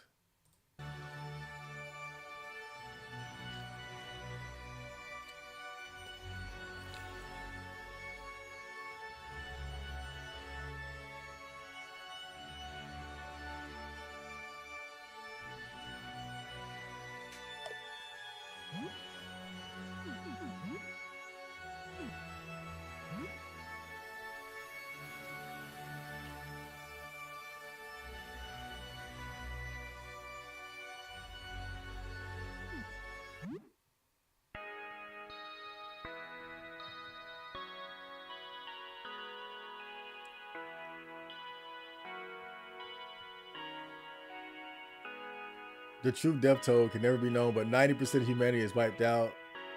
The angelic abomination that the four astronomers became are responsible for the vacuum. Yeah, so I think this is what happens if you run away instead of fighting them. They just destroy most of the world. So you really want to destroy the entity that the astronomers turned into, because they kill 90% of humanity in half a month. They fly through the sky screaming, leaving death and chaos in their wake. Their victims are siphoned into them, leaving piles of clothing behind. What remains of humanity is utterly powerless against them. They rule over the earth unstopped. There are some who, in their despair, offer themselves willingly to them. They hope the angels' victims are not obliterated, but rather ascended to a higher state of being. Perhaps they are taken to a better, kinder world. Although you have obtained some answers from them before they lost themselves completely, these offer little comfort. There are many mysteries that will forever remain unlearned. One mystery in particular still eats at you. Sybil. Yep. Final fight, 3 astronomers.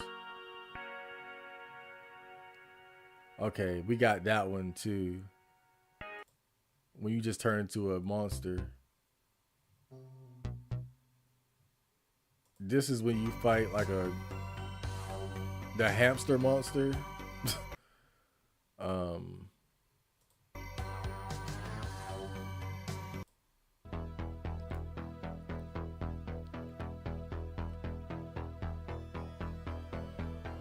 One of the most terrifying is known as the God Rat, an immense rodent abomination. So somehow you take the gerbil in the cage, and it transforms into like this monster that's destroying humanity.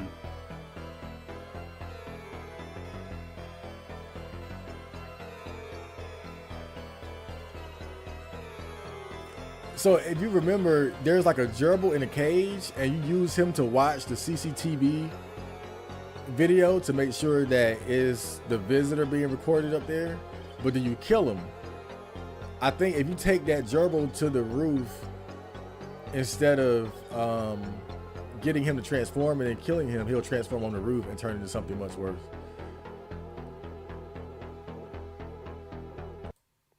And so I think this is what happens when you defeat him. The newborn rodent god is decapitated, but your triumph dissipates as the rodent continues thrashing unaffected by your attacks. The monster had been growing this whole time. You thought you were doing well, but now realize you've been fighting an increasingly insignificant part of a now much more massive creature. Worse still, it seems to be growing faster now that you've cut off his head. But there's nowhere to run. The infinitely expanding rodent flesh surges towards you, around you. A piece of your astronomer friend's mind is held back the abomination's growth to give you a fighting chance. But there is none now. There is no thought or soul in the beast. It only grows and eats. Even the nearby buildings are covered in the god's flesh. Its expansion is exponential. The pleading sobs and horrified shrieks below are cut short by thrashing limbs and snapping jaws. A great tower of rodent limbs rises. Dude, yeah. Don't take the rat to the roof. I think that's what this ending is telling us.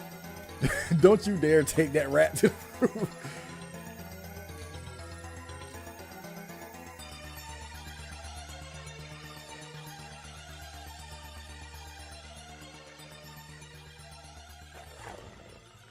Your own hand bites your face. You can taste it. It tastes like. That's crazy. Your own hand eats your face. You feel a renewed urge to gnaw on something, but there is nothing to gnaw. There was a lot to gnaw on before, but there is nothing now. There was the moon, but despite the half-remembered stories, it was only a rock, so you let it go for now. There is only the cold void of space. There was a lot of screaming before for a long time, but it's all over now. You almost miss it. You miss them. You feel a little bit lonely. Lord, bro, that's crazy. Zen Aman. So if you take that gerbil to the roof, it'll turn into a gerbil god that encompasses the entire earth and just eats everything. All right, failed ritual ending.